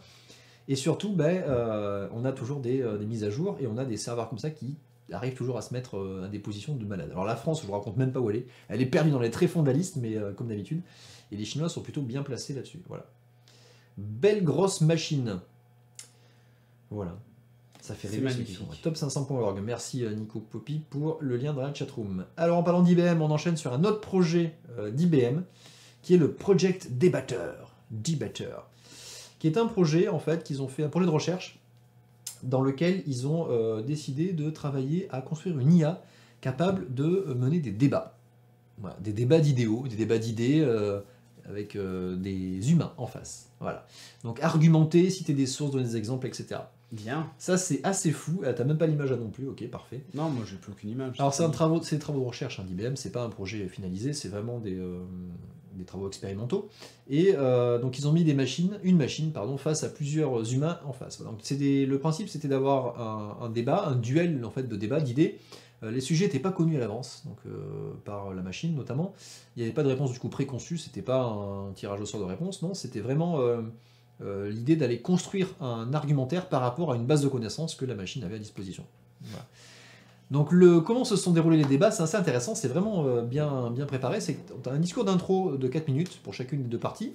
Après, tu as 4 minutes pour répondre aux questions de l'adversaire, quelque part, et tu as 2 minutes de conclusion. Et face à ça, tu as un jury qui, du coup, décide un petit peu qui a été le meilleur, en fait, pour argumenter et vendre son idée, voilà, et convaincre, effectivement, l'audience. Alors, c'est assez intéressant parce qu'en fait, ils ont un petit peu expliqué quels étaient les enjeux derrière ces travaux-là. Ils disaient qu'en fait, les enjeux pour eux, c'était d'être capable d'extraire, en fait, d'une base de connaissances tous les éléments qui vont être capables de construire des bons arguments. Donc, aller les identifier et surtout les traiter comme des bons arguments. Voilà. Alors, ils ont aussi du coup cherché à classifier un petit peu tout ça, quelles étaient les revendications et les preuves. Donc en fait, ils ont classifié ça entre ce qui était des études, ce qui était vraiment l'ordre des experts, et ce qui était des anecdotes. Donc quand tu as plein d'infos comme ça, allez trier un petit peu tout ça pour savoir ce qui est le plus pertinent et le plus adapté au moment où tu dois en parler. Et tout ça, c'est ce que l'IA était capable de faire. Voilà. Après, il fallait qu'elle soit capable d'identifier les différents types d'exemples. Et là, dans une base de texte. Donc c'est beaucoup plus compliqué parce qu'en fait, tu as des articles et il faut que tu comprennes un petit peu le sens de l'article et pas juste. Voilà, tu as tout le contexte à extraire pour trouver un petit peu l'argumentaire là-dedans. J'ai plus la chatroom. T'as plus. Twitch est mort, c'est fini. La PLS de l'appli Twitch. Donc c'est vraiment assez compliqué et c'est un domaine qui n'était pas encore exploité vraiment par les IA. Et moi, je trouve un vrai cas d'usage derrière, c'est que c'est ce qui permet en fait aussi de comprendre en fait, de sortir un petit peu le vrai du faux. Et c'est des vrais sujets par rapport à tout ce qui est fake news, d'une part. Et c'est à double tranchant parce que c'est aussi, du coup, construire une IA qui va être capable de convaincre les humains. Donc on parle notamment, ça me rappelle un petit peu Facebook et le fait qu'il ait pu influencer notamment les votes aux États-Unis par l'intermédiaire des fake news, mais du coup, t'imagines que tu as une IA en fait comme ça qui pilote un petit peu les news que tu vas pouvoir voir, et elle va en fait t'envoyer que les argumentaires pour ce qu'elle veut te faire, ce pourquoi elle veut te convaincre. Et ben, ils sont en train d'y arriver. On n'est pas loin de ça. On n'est pas loin de ça. Et en fait, donc il y a eu plusieurs duels. Et donc elle n'a pas été confrontée à des débutants, elle a été confrontée notamment à alors Noah Ovadia, qui était la championne d'Israël de débat. Alors je savais pas qu'il y avait... Il y a un championnat international de débat. Il y a un championnat de débat. Il y a la Coupe du Monde, les gars, mais il y a le championnat de débat. Il y a la championnat de débat, voilà, donc sur un sujet qui était les subventions pour l'exploration spatiale. Sujet pas du tout à controverse aux US, hein, puisque ça a été complètement... Voilà. Donc il y a eu un débat là-dessus. Il y a eu un autre débat sur la télémédecine, voilà, où là, en fait, l'IA a carrément gagné. Voilà, elle a été confrontée face à lui, en fait, Dan Zafri, voilà, vous voyez, donc face à... L'IA, c'était le... C'était HAL, tu vois, l'ordinateur. Donc tu vois ça, voilà, donc vraiment, c'est la mise en scène, hein, voilà. Donc, il y a un petit écran quand même. Et Dan Zafri, donc c'est le président de la Société internationale de débat en Israël. Voilà. Je savais même pas qu'il y avait autant de trucs sur le débat. Je savais pas que c'était un sport national de faire du débat, voilà. Et là, l'idée, c'est d'argumenter sur l'usage de la technologie, de la télémédecine là-dessus. Et là, l'IA était beaucoup plus convaincante que le bonhomme en face. Voilà. Alors, c'est super intéressant comme projet et ça fait super peur, je trouve. Parce qu'en fait, c'est vraiment l'arme à double tranchant. C'est ce que je disais, c'est soit ça va permettre pour nous en fait de trier de toutes les infos qui arrivent, ce qui est vraiment du vrai et du faux, ce qui est vraiment de l'anecdote, ce qui est vraiment de la fake news, ce qui est vraiment prouvé. Et en même temps, ça peut te servir pour que les sites ou les contenus qui te sont proposés arrivent, t'influencent complètement. Et là, ça fait vraiment flipper. Donc voilà. Et qui est champion du haut? J'ai pas compris. Débat. Champion débat. Oh. Ok. Bravo. Slow clap. Hein. Donc voilà, en tout cas, c'est vraiment un nouveau projet pour l'IA. Alors évidemment, base de connaissances, réseau neuronal, etc., les principes classiques. Mais là, ce qui est intéressant, c'est que l'IA s'adapte. C'est-à-dire que vraiment, elle ne connaît pas le sujet. Elle connaît juste le moyen d'aller chercher les informations, les classifier, détecter des arguments valables et les présenter au bon moment. Et il y a même eu des trucs surprenants, c'est qu'il y a un vrai discours. En fait, l'IA construit un vrai discours qu'elle présente aux gens. Donc c'est pas juste des trucs plus ou moins, quoi.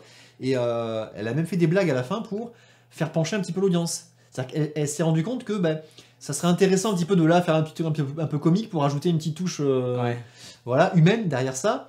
Et puis du coup ça convainc un peu plus les gens. Et ils ont sur un des débats en fait, elle a dégainé une petite blague comme ça. Et du coup ça a fait rire tout le monde. Et ça fait rire tout le monde, du coup ils ont dit ah et tout c'est sympa et tout, voilà.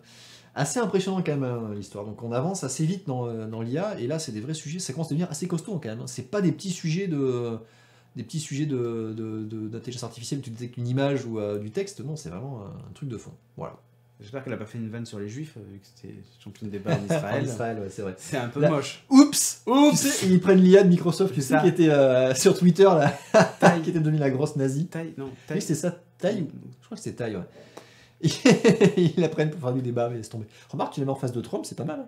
Ah, je pense que ils sont au même niveau, là. Parfait. Ou Tag, ou je sais plus, bref. Bref. Je sais plus comment elle s'appelait. Allez, on parle un peu de Google Podcast. Viteuf. Bon. Allez, Google pour ceux qui écoutent des podcasts, ça existe, il paraît. Il paraît. Ouais. C'est tellement old school. C'est vrai, c'est clair. Les podcasts audio, puisqu'en fait, l'appli Google Podcast qui est. Le podcast maintenant, c'est plus qu'audio, on le sait. C'est ça. Donc ils ont annoncé l'appli podcast qui en fait était déjà présente pour ceux qui avaient déjà un téléphone Android puisque c'était déjà intégré dans l'appli Google native. C'était juste masqué dans le tas de l'appli. Il y a plein d'autres trucs qui étaient masqués comme ça. Google Assistant était embarqué aussi dans cette appli là. En fait Google ils sont malins parce qu'ils déploient les applis sans donner les fonctions encore. Et je pense qu'ils doivent tester les trucs sur le téléphone avant d'activer les fonctions. Voilà. Donc en gros, il y a le même principe que ce que vous pouvez découvrir sur n'importe quelle appli de podcast, si ce n'est qu'il y a en plus du coup une vraie gestion de catalogue de podcasts par Google ici. Donc évidemment avec tout l'enjeu, un peu comme sur iTunes, avec l'enjeu des notations, des recommandations pour vous. Voilà. Il y a un principe d'abonnement, d'écoute hors ligne, de téléchargement, etc. Voilà, vous l'avez là, télécharger, supprimer l'épisode terminé, etc. Ouais, l'interface est très sobre. C'est très sobre à la Google, le nouveau design, c'est vraiment l'appli un peu comme Google Assistant. On retrouve à peu près tous les podcasts audio, les principaux, pas tous, mais les principaux. On retrouve quand même beaucoup aussi alors je l'ai testé vite fait, on retrouve aussi beaucoup de replays d'émissions de radio. Ouais, mais ça c'est normal. C'est comme chez Apple. Hein.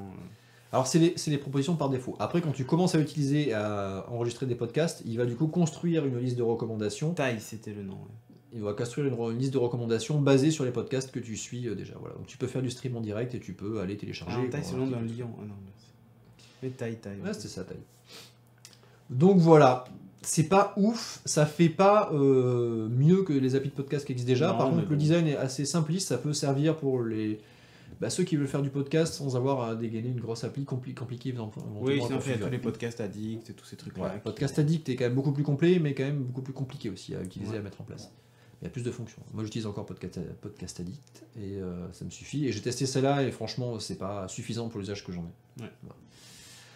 Voilà. Le super slow-mo, ça on l'a vu. Bon, allez, l'idée. Par contre, il faut plusieurs heures pour générer ça, mais en gros, Nvidia s'est amusé à ralentir. Enfin, plutôt. Il existait déjà des images ralenties. Ouais. Et Nvidia. Ils ont inventé le ralenti. Voilà. Le super ralenti. Le super ralenti. C'est-à-dire qu'il ralentit les images déjà ralenties. Mais vous allez me dire, mais on peut pas ralentir un truc si on n'a pas les images intermédiaires. En gros, quand vous filmez à 240 images secondes, ça vous permet de ralentir au maximum en gardant un peu de fluidité. Ben là, il vous propose de ralentir encore plus. Et en général, à partir de ce moment-là, ça se met à saccader parce qu'il manque des images. Et là, en fait, ce que propose Nvidia, c'est tout simplement d'inventer, de régénérer des images intermédiaires qui manquent au ralenti. Ouais, carrément, c'est exactement ça. Alors, c'est ouf. C'est ouf et c'est beaucoup plus compliqué. Alors j'ai cherché à comprendre comment ils faisaient rapidement. C'est beaucoup plus compliqué que ce qu'ils font quand tu zoomes en fait, que tu reconstruis, que tu lisses une image. Parce que là en fait, c'est une vraie vidéo avec un mouvement. Et en fait, ce qu'ils vont faire, donc ils ont, alors c'est fait post-capture, c'est comme tu dis. Donc la vidéo est déjà là. Tu vas pas extraire des informations supplémentaires en fait du capteur. Tu as une vidéo, point, elle est finie. Donc, et en fait, ce qu'ils font, c'est qu'ils ont 2 réseaux neuronaux, voilà, évidemment. Mais en fait, ils vont travailler sur des parties différentes. Il y a un premier qui va en fait analyser la vidéo pour essayer de comprendre quels sont les mouvements, quels sont les objets, quelles sont les choses en mouvement et quel est l'essence des mouvements là. Ouais. Donc en fait ça va permettre notamment, ils vont détecter les flux optiques, donc ils vont regarder un petit peu où arrivent les photons et où sont les mouvements. Et avec ça ils vont construire 2 flux, donc les flux du mouvement et le flux des photons, donc de la lumière et des images qui arrivent.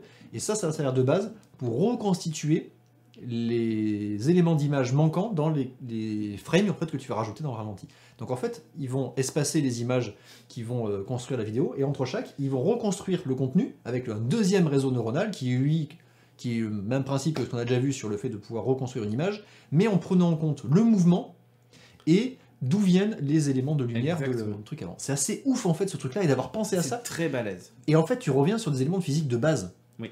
C'est-à-dire que pour arriver à faire ça, c'est pas juste tiens, je te donne une vidéo ou une image et puis démerde-toi à comprendre comment ça marche. C'est juste voilà comment marche la physique du monde et démerde-toi à partir de ça pour reconstruire les éléments manquants qui font du sens par rapport à cette physique. Alors vous attendez pas à voir ça sur votre smartphone demain. Non, c'est que les choses soient claires. C'est super long à calculer. Sachant, ils disent qu'il faut, pour quelques secondes de vidéo, il faut plus d'une nuit de calcul à temps plein de la machine qui ne fait que ça. Bah une fois que tu as compris comment ils le font, c'est vrai que là, tu te dis ouais, ok, je comprends pourquoi. Et en plus, ils l'ont pas fait avec des petites cartes graphiques Intel. Hein. Ils l'ont fait avec des GPU, des Nvidia, des Tesla V100, donc les gros trucs au taquet de la mort. Voilà. Enfin voilà, c'est un exploit technique qui montre un peu ce qu'on peut faire avec des IA, capables de reconstituer des images, ça, et reconstituer des visages, des... Ils sont assez fous sur tout ce qui est imagerie et vidéo en ce moment. Nvidia, ils avancent à fond carrément. Alors pour la petite anecdote, ils ont utilisé le framework PyTorch, qui est un des frameworks d'IA assez connu, open source. Et ça m'a intéressé parce que c'est un des plus répandus, mais qui n'est pas utilisé, qui n'est pas brandé par les fournisseurs de cloud. D'accord. Ils ont plutôt le leur en général. Tu vois, tu vas avoir plus du TensorFlow pour Google, des choses comme ça. Donc voilà, c'est assez rigolo. Il y a une vidéo, il y en a. Alors nous, on la diffuse pas là encore, mais un jour on la diffusera. Mais tu cherches, ça c'est extrait de la vidéo, c'est une photo extrait de la vidéo. Tu te rends pas compte. Slow-mo guy qui tape à la raquette de tennis dans une espèce de blob bizarre. Et c'est assez fou quoi. Alors.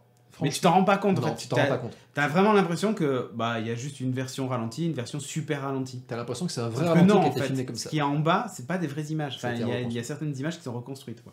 Tu vois pas de défaut. Alors il y a un petit défaut sur le genou, je crois, du gars de Gav. Je sais plus, c'est Dan qui doit filmer, qui doit être sur la vidéo. T'as un petit défaut sur le mouvement du genou, mais sinon le mouvement lui-même qui est analysé de la raquette, tu le vois pas. Franchement, tu le vois pas. Et puis moi je suis assez fan des vidéos des slow-mo guys et t'as vraiment l'impression que c'est une vraie super vidéo de ralenti quoi. C'est assez fou. Carrément. Allez, dernière news avant de faire une petite pause et de passer à nos impressions sur ceci. Le OnePlus 6. YouTube qui lance YouTube Music et Premium. Alors Youpi, 3 ans après la sortie de YouTube Red aux US, hein, super à jour en France. Voilà, donc pour résumer un petit peu le principe, c'est une formule tout en un en fait. C'est Amazon Prime. Non, en fait, c'est du streaming musical, plus pas de pub sur YouTube, plus tout le contenu original de YouTube. Voilà. Ouais, et mode hors ligne. Et le mode hors ligne, évidemment, voilà, c'est vrai. Donc, tu as 2 niveaux d'offres, en fait. Tu as YouTube Premium qui, du coup, englobe tout. Donc, tu as 3 mois d'essai gratuit. Voilà, c'est 12 € par mois, 11,99 € pour lequel tu as tout ce qu'on vient de dire. Donc, YouTube Music, tout ça sans pub et YouTube Originals. Et il y a un mode où tu peux prendre que la partie musique. Voilà, avec musique premium qui est juste à 9,99 € et tu as que la partie musique sans pub et en arrière-plan. Ah, on l'avait pas dit, oui, musique en arrière-plan, c'est-à-dire que tu peux fermer l'application. Ouais. Voilà. Super, franchement. Merci Artium Inc. Artium Inc. Artium Inc. qui vient de lâcher son Twitch Prime. Merci, Merci à toi. Franchement, ça m'en touche une sans faire bouger l'autre. Non, clairement. Il y en a beaucoup qui ont dit ah, ça y est, Deezer, Spotify, tout ça, ils vont craindre. Ouais, cette tendance, ça fait. Alors, il y a un vrai public pour écouter de la musique sur YouTube quand même. Oui. Mais, moi perso, j'en fais pas partie, j'écoute pas de la musique sur YouTube. Okay. Après, il y en a. Mais le problème, c'est que les gens vont sur YouTube écouter de la musique parce que c'est gratuit.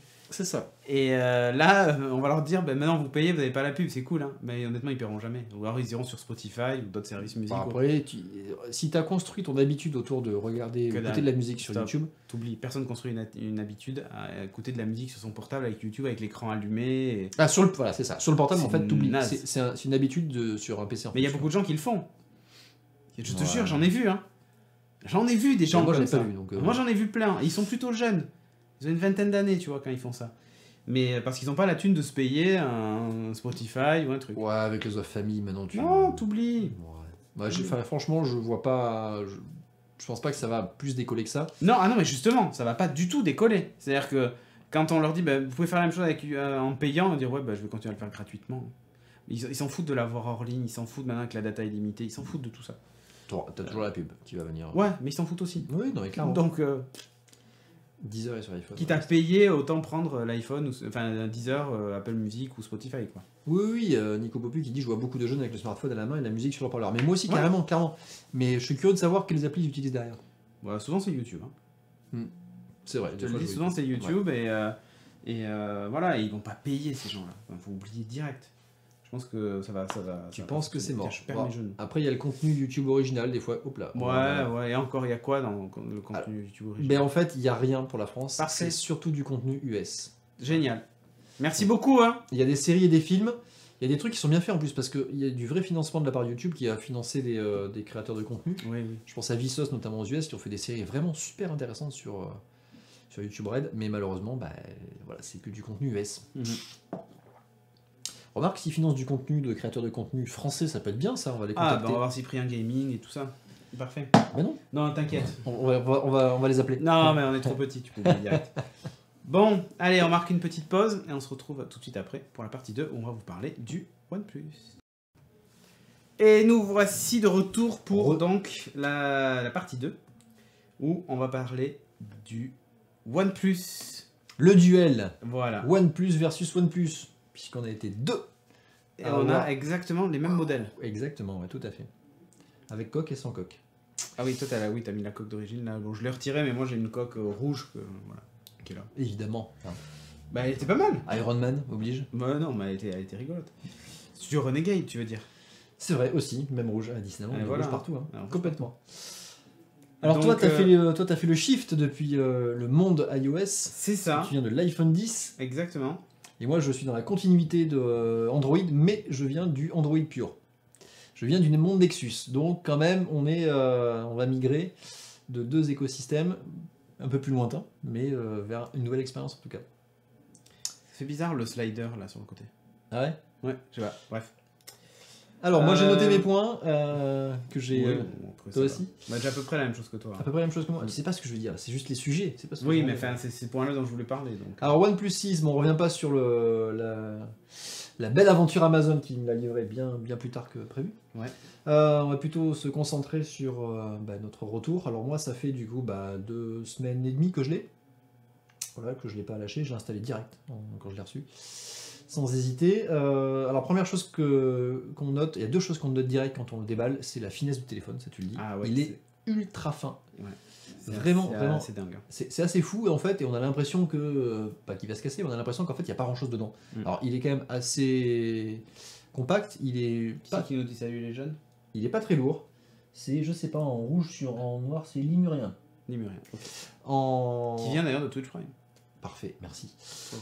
Donc assez fin, assez dense quand même, donc il pèse un peu mais pas trop. En fait il est plus léger que d'autres téléphones que j'ai pu avoir, il est plus léger que le Nexus 6 que j'avais avant.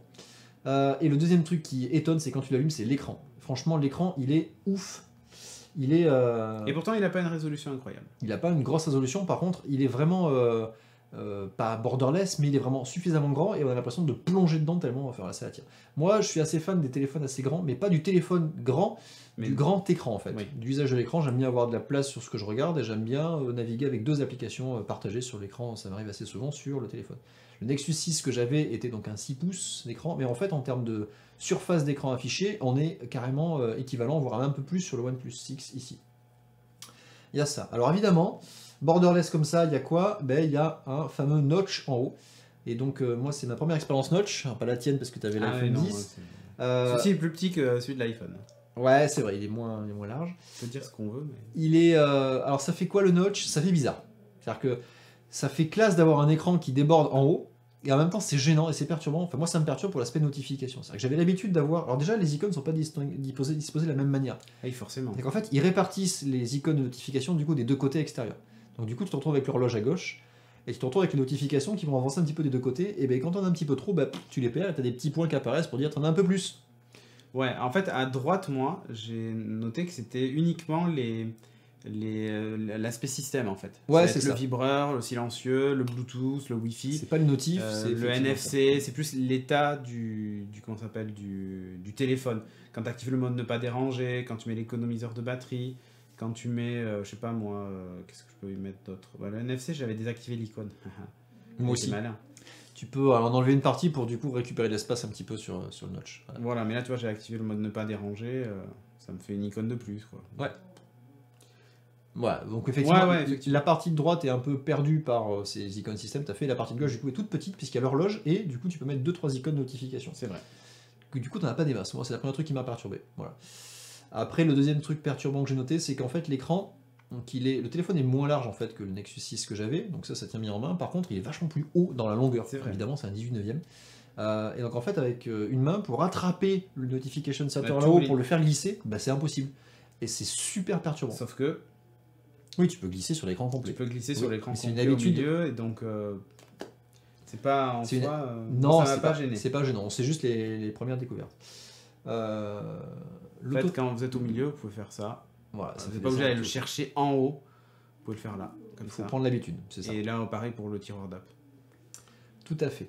L'autonomie, j'étais assez surpris. C'est assez incroyable. Je m'attendais, tu vois, dans les premiers usages, à ce que je m'en sers beaucoup et du coup la batterie, elle fonde comme neige au soleil, sachant que le Nexus 6 était déjà assez robuste. Et puis j'avais changé la batterie il n'y a pas longtemps, donc il était assez bon. Là, c'est plutôt ouf. Hein. Enfin, au niveau de la batterie, je finis la journée, je suis à plus de 70% facile. Et je m'en sers vraiment beaucoup. Hein. Ouais, pareil. Bah, là, je suis à 61%, mais pareil, je m'en suis beaucoup servi. Bah ouais, donc c'est assez ouf. Il y a ça. Petit point négatif que j'ai noté, c'est le haut-parleur. Alors là, le haut-parleur, autant sur la musique que sur le main libre, il est vraiment pourri. Mais vraiment pourri. Et alors je compare encore une fois par rapport au Nexus 6, qui là avait trop bons haut-parleurs. Je raconte même pas. 2 haut-parleurs frontaux stéréo, donc là on était propre. Ouais, l'iPhone 10 c'était pareil. L'iPhone c'était pareil, donc là c'est incomparable. Le son de l'iPhone est très très fort en haut-parleur. Faut en avoir l'intérêt après, c'est pas bloquant en fait. Je trouve ça dommage, mais c'est pas bloquant pour moi. Je m'en fous un peu. Le seul truc chiant, c'est que c'est vrai que de temps en temps, tu mets ta main il est mal placé. sur le haut-parleur ou machin, et du coup, le son est atténué. Parce que j'avais plus l'habitude sur l'iPhone, puisque le haut-parleur frontal en haut faisait sortir le son, mais après... Tout à fait d'accord. Voilà, quand tu l'as dans les mains comme ça, c'est là que tu poses ta main dessus, et ça. Du coup, t'as plus de son. Ouais, même truc, si tu le tiens comme ça, effectivement, t'as ça. Voilà. Alors, il est livré avec une coque, une protection d'écran, ça c'est la bonne surprise du package. Ouais. Alors moi, t'as un film d'écran plus la housse. T'as un film d'écran que tu peux coller dessus et qui du coup va le protéger, qui est plutôt de bonne facture et qui se colle plutôt bien. Et t'as une coque qui est, elle est grise transparente. et qui a l'intérêt d'être assez robuste, assez fine quand même. Et elle a des bords renforcés. Il y a des petits rebords en fait qui, je sais pas si on va le voir, non, on ne voit pas les voir, qui débordent en fait dans les angles, ce qui fait qu'en fait, l'intérêt c'est que sur les bords du téléphone, la coque va vraiment être minimaliste pour épouser les bords du téléphone, et sur les coins en fait, elle va déborder un peu pour que si tu le poses à l'envers ou s'il tombe en fait sur ce côté-là, l'écran est protégé. Il sera pas rayé en fait, et surtout qu'il y a une fonctionnalité où il tombe en veille si vous le posez à plat, où il désactive les notifs, et du coup il y a un vrai intérêt à le mettre sur l'écran. Pour ceux qui s'en servent, ouais, pas pour moi, mais il y en a que... Moi je m'en sers pas, voilà. Effectivement, j'ai pas l'usage de ça. Moi non plus, mais ça me fait plaisir de savoir que j'ai un petit bord, et du coup ça le protège mieux s'il tombe sur les coins. Il faut savoir que c'est toujours les coins qui prennent en premier quand tu tombes, oui. Donc en général, voilà. Les plugs, ah oui, puisqu'on a eu les casques avec, les plugs sont plutôt de bonne qualité et on a pu les tester en plus puisque je suis intervenu dans la matinale dans la semaine avec Hugues et j'ai utilisé... Moi je les supporte pas. Parce que c'est des... pour moi c'est des intras. Je les ai mis une fois, je dis ok, je les range. Allez, merci. Moi j'utilise tout le temps des intras en fait, assez souvent, et ils sont plutôt pas mal. Voilà, c'est pas des trucs ouf, c'est plutôt de bonne qualité, t'as l'impression que c'est du bon matériel. Les fils sont assez fins quand même. Ouais. J'ai un peu peur que les fils exactement. C'est le premier truc que je me suis dit. Il faut pas trop tirer dessus. Parce en général, si tu mets en boule dans une poche, tout ça, tu le sors comme ça, machin. Enfin, bon. Ouais, tu pètes tout. Et les intras en général, enfin tous les casques, ils meurent comme ça. Donc là, j'ai un peu peur que ça tienne pas trop sur la durée. Ouais. Mais la qualité est plutôt pas mal, autant sur l'écoute que sur l'audio. J'ai plutôt découvert ça quand on s'en est servi. Je m'en suis servi dans la matinale depuis la voiture en plus, tu vois. C'est vrai. Truc de fou. Bon, voilà, si bien en tout cas ils y sont de bonne qualité. Les performances de l'appareil. Alors là, aucun problème. En fait, je crois que j'ai eu une fois un souci.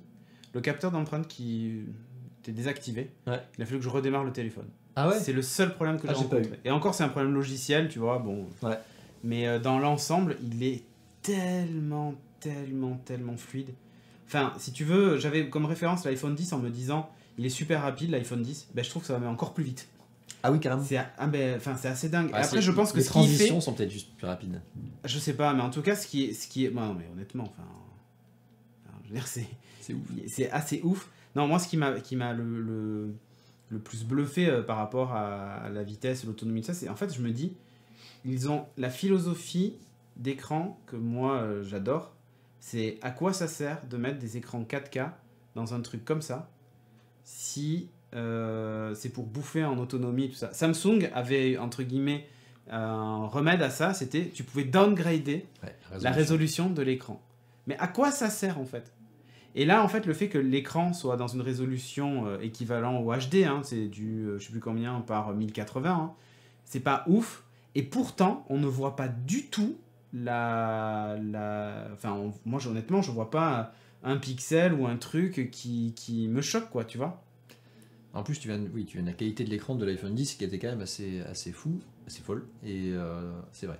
Là, moi, effectivement, l'écran aussi est de bonne qualité, tu vois pas le truc, mais après, je peux pas comparer avec le Nexus 6 qui était une génération bien plus ancienne de l'écran. Je vais mettre la chatroom là, comme ça, tu vas pouvoir la voir. Ouais, parce que je suis obligé de dire, j'ai un problème de chatroom de mon côté. Et on peut même faire ça. Voilà, parfait. C'est parfait. Voilà. Donc oui, l'écran est assez ouf et la résolution suffit largement. Même lire du texte et tout ça, voilà. C'est un écran OLED et c'est super intéressant. Du coup, tu peux utiliser les blancs et les noirs. Les noirs sont vraiment éteints. Et d'ailleurs, il y a des applis que j'utilise en mode son. Petite astuce, vous voyez le notch en haut? Ouais. Eh bien, en fait, vous pouvez le masquer pour ceux qui n'aiment pas le notch, comme par exemple. Ouais, il y a une fonction pour faire ça. Ouais. Ah, mais c'est rigolo. Ils ont voulu essayer d'un petit peu de. Ah, moi je trouve que l'idée. De ménager. Ouais. Je sais même plus où est-ce que c'est d'ailleurs. Dans l'affichage. Affichage, c'est vrai. Affichage de l'encoche. Voilà, vous avez un truc, vous dites oui ou non. Par exemple, je fais masquer la zone, ça rajoute pas du noir pour rajouter du noir. C'est juste que. Ah, là vous le voyez pas, mais. En fait, tout s'allume en noir. Tout est noir, et en haut, vous avez en fait les capteurs. Les niveaux de batterie, tout ça, machin, qui vont se placer là. Et du coup, ça donne même la sensation que. Enfin, je sais pas comment expliquer ça, mais t'as quand même une sensation de pas avoir d'écran, mais d'avoir des espèces de voyants qui auraient la forme de l'écran. Enfin. C'est assez bizarre, quoi. Ouais, je trouve ça vraiment dommage, parce que du coup, t'as moins la sensation d'immersion dans l'écran. Bon, après, chacun ses préférences. Oui, mais t'as le choix. Bah oui, mais il y a déjà les sons rouge doré. Ah, c'est le bouclier derrière. On s'aligne toujours avec le décor, en fait. Bah oui. Moi, je suis collé à l'overboard. Qu'est-ce que j'ai noté? Mais, je suis d'accord pour le notch, voilà, il y a des préférences, des machins, des trucs, ça je dis pas, mais après... Le choix, c'est la vie. Ouais. Oui, mais c'est ça. Tu te choisis d'afficher ou pas le notch. Et je trouve que l'intégration du masquage du notch est pas mal faite. Encore une fois, c'est... Il y a des applis qui, par exemple, sont pas compatibles notch. Et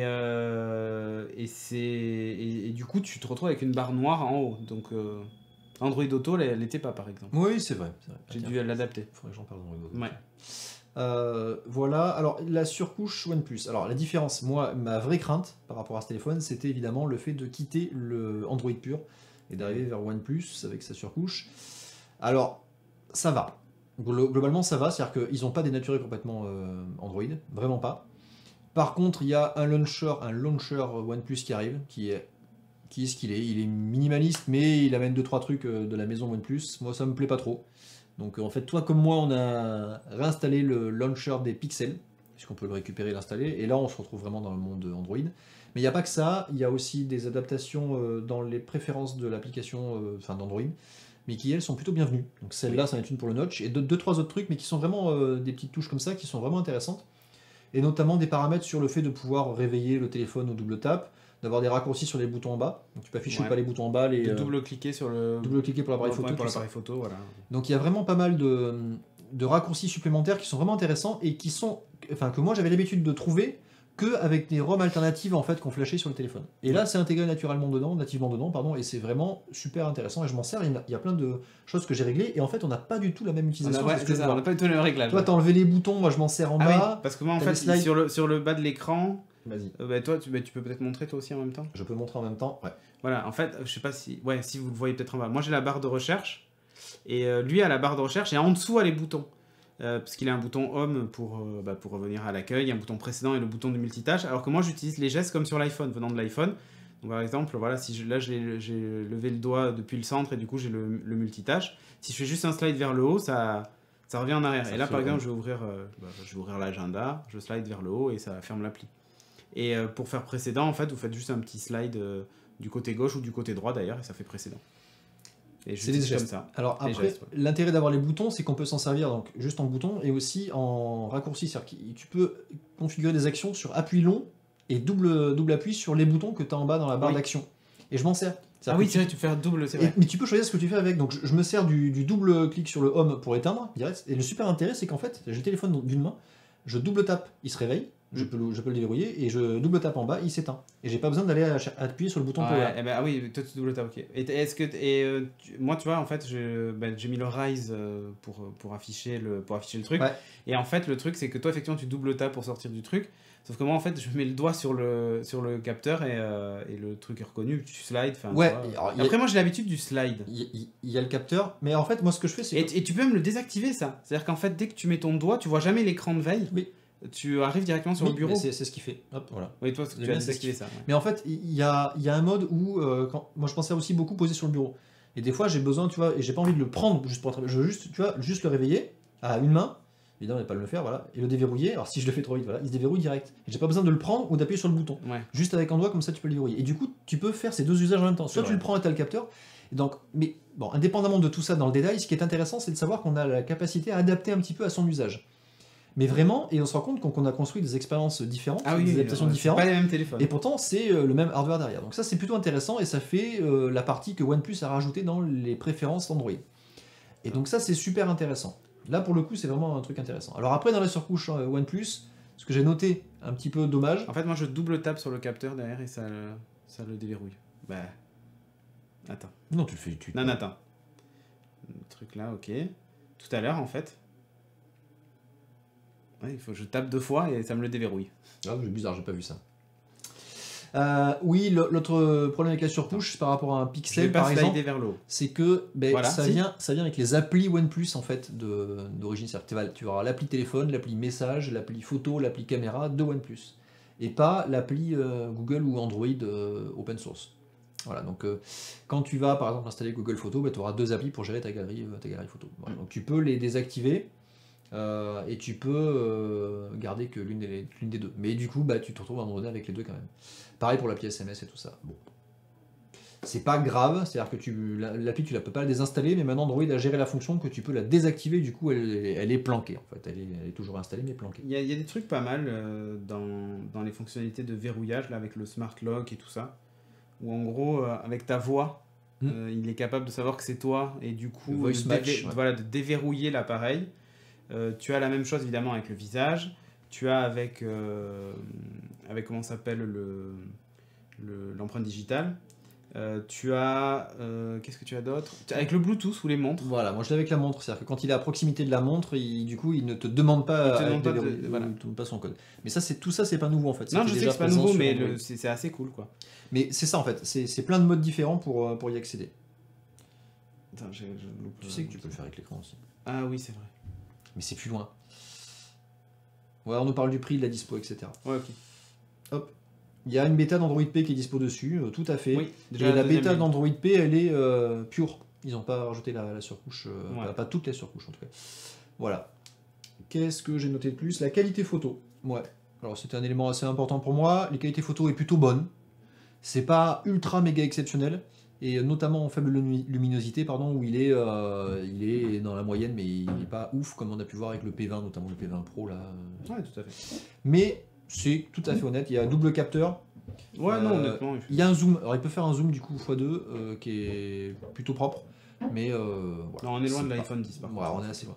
J'ai testé aussi le ralenti sur les vidéos. Et là, c'est plutôt pas mal. Là, c'est plutôt cool. Mais moi, tu vois, j'ai fait une photo en mode portrait. Ouais. Et honnêtement, l'éclairage n'était pas ouf non plus. Et c'est pas mal, quoi. C'était un soir, d'ailleurs, ça. Ouais, non, mais les photos sont tout à fait correctes.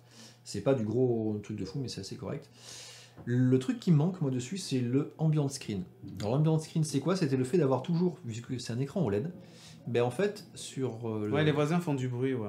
Sur les écrans OLED, il y avait la capacité sur Android d'avoir toujours l'écran actif pour juste les notifications. Donc tu avais juste la notification en blanc allumé, juste le texte, tu sais, comme tu as en fait, quand tu as la notification qui apparaît, en fait, tu as juste ça qui s'allume et qui disparaît. Oui. Et en fait, sur l'ancien, c'était toujours visible, et je pouvais du coup accéder à tu l'as mis au milieu, moi j'ai mis en haut à gauche, tu vois. Ouais, on n'a pas mis le même truc. truc. On peut adapter le lock screen, évidemment, aussi, pareil. Et ça, c'était super pratique, parce que du coup, quand il était posé, tu pouvais toujours jeter d'un coup d'œil les notifications que tu avais en cours, et aller les traiter si tu veux en même temps. Alors que là, tu vois la notification qui apparaît, puis pouf, ça disparaît, et t'as l'écran tout noir. Ouais. Et ça me manque. Là, c'est un truc qui me manque. Et il faut savoir qu'en fait, c'était sorti au début sur le OnePlus. C'est-à-dire que les premières versions de l'OS qui étaient avec, c'était dispo. Mais ils se sont rendus compte qu'il y avait un problème de batterie. C'est-à-dire que ça pompait trop de batterie. Donc ils ont enlevé la fonction. Donc j'espère qu'ils vont travailler ça et qu'ils vont être capables de la ramener. Parce que c'est un truc qui marchait plutôt bien, moi, sur mon Nexus 6, et que j'utilisais beaucoup, énormément. Voilà. Bon, c'est un petit détail. Hein. Franchement, on est dans le détail à ce niveau-là. Ouais. Après, on nous parlait de la sécurité tout à l'heure. C'est vrai qu'il y avait un gros souci avec le bootloader qui n'était pas verrouillé, je crois, où il y avait une grosse faille. C'est vrai. Ça a été corrigé dans la mise à jour de cette semaine. Je sais pas si tu l'as reçu. Oui, je l'ai reçu. Hier ou avant-hier, je sais plus. Ouais. Mise à jour corrigé, super fou. Ça fait déjà la 3e que je reçois mise à jour. Super, ouais, mais du coup la 2e pour moi. Et du coup je l'ai reçu avec une mise à jour. Ouais, t'as dû recevoir avec une version après. Et non, ouais, la mise à jour là pour le coup on est bien quoi.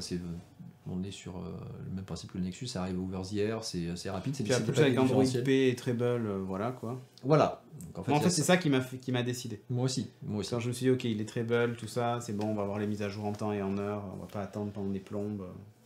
Pourquoi pas. Voilà. Pour le moment, ma première expérience depuis un long moment sur iOS est plutôt positive. Et quand je vois le prix de l'appareil, sincèrement, honnêtement en termes de finition, ce truc-là est du niveau de ce que fait Apple. Je parle pas du logiciel, je parle vraiment du matos. Voilà. Et il n'a pas à rougir face à des téléphones qui valent le double du prix, quoi. Oui, c'est ça, parce qu'on est vraiment sur le moitié prix d'un iPhone 10. Alors, on n'est pas aussi top sur le matos, mais au niveau design et au niveau qualité de finition, on est vraiment au même niveau. Il ne se recharge pas sans fil, celui-ci, c'est tout. Ça sera peut-être le OnePlus 6T. Mais avec le dash charge, parce qu'on n'a pas. Je sais pas si tu en as parlé. Non, je n'en ai pas parlé, mais ça le dash charge, en quelques minutes, vous avez. Oui, il a un port jack. Ils n'ont pas eu le courage de l'enlever, mais. Jack et USB-C, tout à fait. Ouais, et le dash charge, ça va mais tellement vite. Ouais. En gros, ce qu'ils disent, c'est quoi? C'est en 10 minutes, vous récupérez une journée entière, je crois, d'utilisation ou un truc comme ça. C'est monstrueux. Ça va tellement vite. Ça va super vite. Donc, honnêtement, la charge sans fil, vous n'avez pas besoin d'être à côté. Enfin, vous le mettez 10 minutes et vous avez la journée, quoi. Donc, j'avais 2 téléphones avant avec la recharge sans fil, je m'en suis jamais servi. Le Nexus 6 l'avait. Moi je m'en aussi, servais la j'avais nuit, reçu. tu le poses sur la table, tu vois, ce genre de truc. Et j'avais reçu, j'avais servi. Et par contre, j'avais le quick charge du coup sur le Nexus 6. Oui. Mais là, c'est incomparable. Ah oui, clairement. Ça va vraiment hyper. Et j'étais déjà assez satisfait du quick charge du Nexus 6 qui rechargeait assez vite par rapport à d'autres téléphones. Ah bah là, ça va. Mais là, vraiment c'est vite. fou. Enfin, franchement, c'est fou. Alors, Ça ça marche même- qu'avec le chargeur qui vient avec. Il faut vraiment Ouais. un chargeur adapté. Tu peux pas prendre un chargeur. Tu prends un chargeur quick charge de la norme Qualcomm, tout ça, ça marche pas avec. Non, Donc, il va le charger à la vitesse normale. Ce qui est dommage. ce qui est un peu dommage, ouais. Parce que moi j'en ai un par exemple, Ouais. et ça fonctionne Bah, pas. moi Il aussi, faut vraiment j'en que ai. j'utilise le chargeur d'origine Dash Charge pour avoir cette charge rapide. Sinon j'ai une charge normale en fait, ce qui est pas déconnant. Elle est, hein. elle est quand même assez rapide. Elle est quand même assez rapide. C'est pas une charge lente, mais bon, on voit la différence. Hein. Tout à fait. On n'a pas parlé du petit bouton. Il y a un petit bouton supplémentaire qui est un peu pompé Ah ben, sur les iPhones qui permet voilà. de basculer. Alors, mais il est un peu mieux en fait. Là, il est un peu mieux. Ouais. Il est un peu. Alors déjà pour deux raisons. Et d'un, il est texturé, cranté, donc C'est tu vrai. le sens tout de suite. Ouais. Donc même sans petit regarder, tu slider. peux y arriver. Et en fait, ce slider, alors sur l'iPhone, si je dis pas, attends, avant il allait d'avant vers la gauche, et je crois que c'est toujours le cas d'ailleurs sur l'iPhone 10. Je me souviens plus. Pourtant, je l'avais encore il y a pas très longtemps l'iPhone 10, mais j'ai déjà oublié. Et en fait, ce petit bouton qui est sur le côté texturé slide donc vers le haut, vers le bas. Il y a trois positions, les positions haute, milieu et bas. Ouais. Et l'intérêt, en fait, quand vous le slidez vers le haut, il passe en silencieux. Donc, genre, il n'y a ni vibration, ni rien du tout. Il est vraiment silencieux. Quand vous le mettez au milieu, il passe en vibration. Alors, il y a une petite bulle en fait qui apparaît sur le côté, vous n'allez pas la voir. Et là, il passe en mode sonnerie. Donc, quand vous le descendez, le truc est super bien fait, intégré au logiciel parfaitement. Enfin, C'est clair. il n'y a rien à dire et ça marche hyper bien. Et ça, c'est très con. Mais plutôt que d'utiliser un truc logiciel où tu vas chercher, mettre le mode silencieux, machin truc, là, tu as un bouton physique. Donc tu fais ça et tu coupes ta sonnerie et tout ça. Et Ça, c'est un truc que j'adorais sur les iPhones. Et C'est vrai. je suis content de le retrouver là, en fait. Et tu as un menu pour paramétrer en fait. C'est-à-dire que Ouais. sur le 3 niveaux, tu peux paramétrer si tu veux sonnerie plus vibreur ou que sonnerie quand tu es en bas, des choses comme ça. Voilà. Alors moi, je m'en fous royalement parce que mon téléphone il est toujours sur silencieux. Parce que montre. Ouais, mais exactement. Donc à la rigueur, je m'en fous. Mais je suis conscient, c'est un cas d'usage, c'est mon cas d'usage. Hein. Moi, j'oscille entre vibreur et silencieux. Ouais. T'as besoin du téléphone qui vibre même si t'as la montre au poignet. Des fois, ouais. Mais des fois, j'ai pas ma montre, en fait. Du coup, je le mets en vibreur. D'accord. Moi, non, moi j'ai. Ouais, pour dormir, mais du coup, Moi, ça m'arrive. pour dormir, je m'en fous. C'est rare, mais je, ça je m'arrive. veux pas te déranger. Donc, c'est le seul cas où. Voilà. Moi, personne m'appelle, donc j'ai C'est pas ça. le problème. Tout à Ouais, fait. ouais, honnêtement, c'est les 500 boules à mettre tous les 6 mois, sinon 1000 tous les 4 ans. Ouais, il y mieux rien. Sauf que dans les faits, moi, je me suis rendu compte d'une chose, c'est que je changeais d'iPhone tous les ans. Tous les ans. Et donc, du coup, je me dis, est-ce que ça vaut le coup de changer d'iPhone L'excuse. tous les ans? Enfin, je veux dire, j'ai pas l'excuse de dire. Alors ouais, tu c'est peux pas changer grave de si je téléphone change. tous les 6 mois. Merde. Exactement, pour le même prix. Eh, non, mais c'est pas ça, c'est surtout, est-ce que l'excuse de dire effectivement l'iPhone, je peux le garder 4 ans ou 5 ans, j'aurai toujours la dernière version de l'OS, machin truc, est-ce que c'est un vrai argument pour moi aujourd'hui? Et en fait, je me rends compte que ça s'applique pas du tout à moi, ça. Donc, je m'en fous un peu. Et je me dis, bah, ça me permet d'expérimenter, de tester plein de téléphones, finalement en ayant un budget même moindre, quoi. Donc, et puis, je trouve que même si l'iPhone 10 a apporté un design un peu différent. Même si l'iPhone 10 a apporté un design un peu différent, je reste encore un peu sur ma faim. Et surtout, j'utilise beaucoup Google Assistant et Siri, enfin tous les assistants vocaux. Mais je trouve que Siri est vraiment tellement con à côté. Donc voilà. Et je parle même pas de la proactivité de l'OS quand tu passes à côté d'un arrêt de tram qui t'affiche les prochaines trams qui passent. Mais c'est vieux en plus, hein, ça date d'il y a longtemps ça. Mais ces trucs que j'avais perdus et que je retrouve à nouveau. Et honnêtement, c'est tellement agréable, quoi, en fait. Ah, t'es plus sur le redécouvert d'Android et l'écosystème Google, oui, c'est clair. C'est un truc dont j'aurais du mal à me passer aujourd'hui. Et tu t'en rends pas compte. Non, clairement. Et là, Quand tu maintenant, t'en j'ai sers. une Shield TV, du coup. C'est vrai, ça y est. Ah, bah oui, j'ai une Shield TV. Et du coup, ce qui est cool, c'est avec le Google Home Mini où tu demandes d'allumer la télé, de machin. Enfin bon, le truc fonctionne à merveille, quoi. L'écosystème commence à être sympa. Hein. Maintenant, voilà, jusqu'à présent, c'était pas trop le cas. Parce qu'ils interagissaient pas vraiment entre eux. Puis, il y a toujours une version de retard, un truc qui allait pas. Et Le tout ça. hardware qui était foireux. Mais Ouais, c'est ça. Ou le hardware qui était merdique. Hein, n'est-ce Salut pas, le Nexus Nexus. Player. Voilà. Nexus Player, hein, salut à toi. Exactement. Bisous si tu nous écoutes. Hein. Petit ange parti trop tôt. Mais c'est vrai que là, on est face à maintenant un truc qui commence à devenir utilisable et viable ensemble. Que ce soit les Google Home Mini, que ce soit tous ces trucs-là qui commencent à discuter ensemble.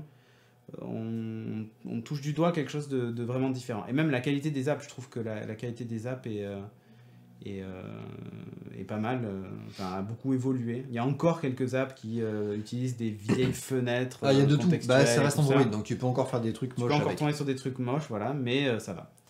Lémurien qui dit point de vue qualité photo, et pourtant je suis passé de l'iPhone à Android il y a plus d'1 an. Bah, j'ai pas vu le début. Je sais pas ce que il manque un bout de la phrase. Ouais. Au lieu de changer de tel tous les ans, Cédric va changer d'écosystème tous les ans. Bah c'est ça. Ouais. Non, je change pas. Non, mais déjà je change pas d'écosystème Samsung tous les ans. Bixby le prochain. C'est pas vrai. Non, c'est ça. Tu cherches un assistant et tout sympa. Ouais, là j'ai reçu mon Amazon Echo. Ouais. On en parle demain midi. Hein. Ouais, tout le monde. Hein. Donc, je pense que tu vas pas être le seul. Ouais. Tant que tu jettes pas ton aspirateur, tout va bien, Cédric. Oui, le Google Assistant, puisque t'en parlais, le voice match et la détection du coup même offline, c'est assez fou. Hein. Franchement, il démarre au quart de tour.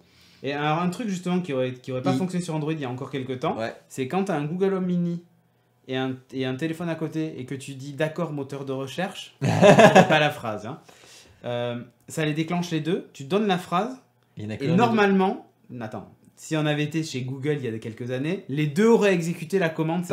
Panique.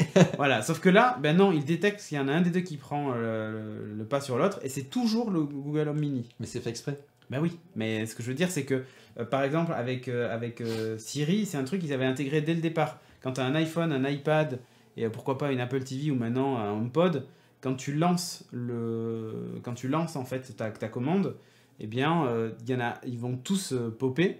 Et en fait, quand tu vas commencer à parler, le premier qui réagit prend la commande et les autres s'arrêtent. Ah, pas mal. C'est comme ça que ça fonctionne. Bon, enfin. Quelle montre avec le OnePlus? Waouh, alors ça, on se revoit cet automne. Hein. Voilà. 13. Alors moi, j'ai gardé la LG Watch Air qui est franchement très bien. Et alors, un truc de fou que je sais pas d'où ça sort, mais j'ai une meilleure autonomie avec. Ah ouais. Mais regarde, je suis à 65%, donc, et je l'ai sorti ce matin à 6h du mat, je crois, et je m'en sers tout le temps comme avant. Et là, j'aurais été plus bas quand même. Ouais. Donc là, je suis largement à 2 journées sans problème dessus. Ah, c'est chaud. Alors qu'elle a. Moi, j'avais testé la TicWatch E qui montre en Wear OS. Et bon, c'est une catastrophe en termes d'autonomie. Ça tient. Pour moi, une journée, c'est pas assez. Et du coup, je suis passé sur la Xiaomi Stratos 2. Qui est pas mal. Alors, c'est pas du Wear OS. Mais moi, ça remplit toutes les fonctionnalités de sport que je voulais.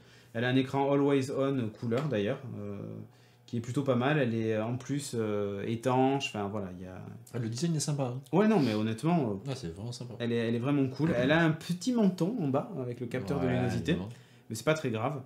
Et meilleure connexion réseau, phone, montre, dis-moi. Oui, c'est sûrement ça. Je pense que c'est le Bluetooth qui doit être plus récent sur le OnePlus et qui doit être moins perturbant. Ouais, il y a aussi ça, et puis il y a aussi le fait que pour changer de téléphone, d'association de téléphone avec la montre, je suis à 58% d'autonomie. Tu es obligé de réinitialiser complètement la montre. Donc en fait, elle se reformate et elle repart avec un OS tout vierge. Donc je pense qu'il y a aussi de ça. Qui fait Je suis à 58% d'autonomie, mais je sais pas quand est-ce que je l'ai chargé ma montre. Parce que oui, la gros avantage de cette montre qui est pas sous. Ça fait 3 jours en fait que je l'ai chargée et je suis. Tu vois, c'est écrit. Hein. Je mens pas. 3 jours depuis la dernière charge, je suis à 58% d'autonomie. Je tiens une semaine en gros avec la montre. Et ça, c'est une putain de différence. Alors après, j'ai pas Google Assistant dessus, mais j'ai les commandes principales. Je vais même courir avec mon casque Bluetooth connecté dessus et de la musique dessus. Enfin voilà. Elle a plein d'avantages aussi. En fait, en gros, elle a le minimum que je demandais, c'est-à-dire les notifs. Je peux pas y répondre, mais j'ai quand même toutes mes notifs, sans souci avec l'icône de l'app et tout. Enfin, c'est propre. Hein. Et j'ai un peu de musique dessus et toutes les fonctionnalités d'activité physique et tout ça qui sont là. Le capteur cardiaque fonctionne super bien. Enfin, voilà. Et tu peux lui parler ? Non.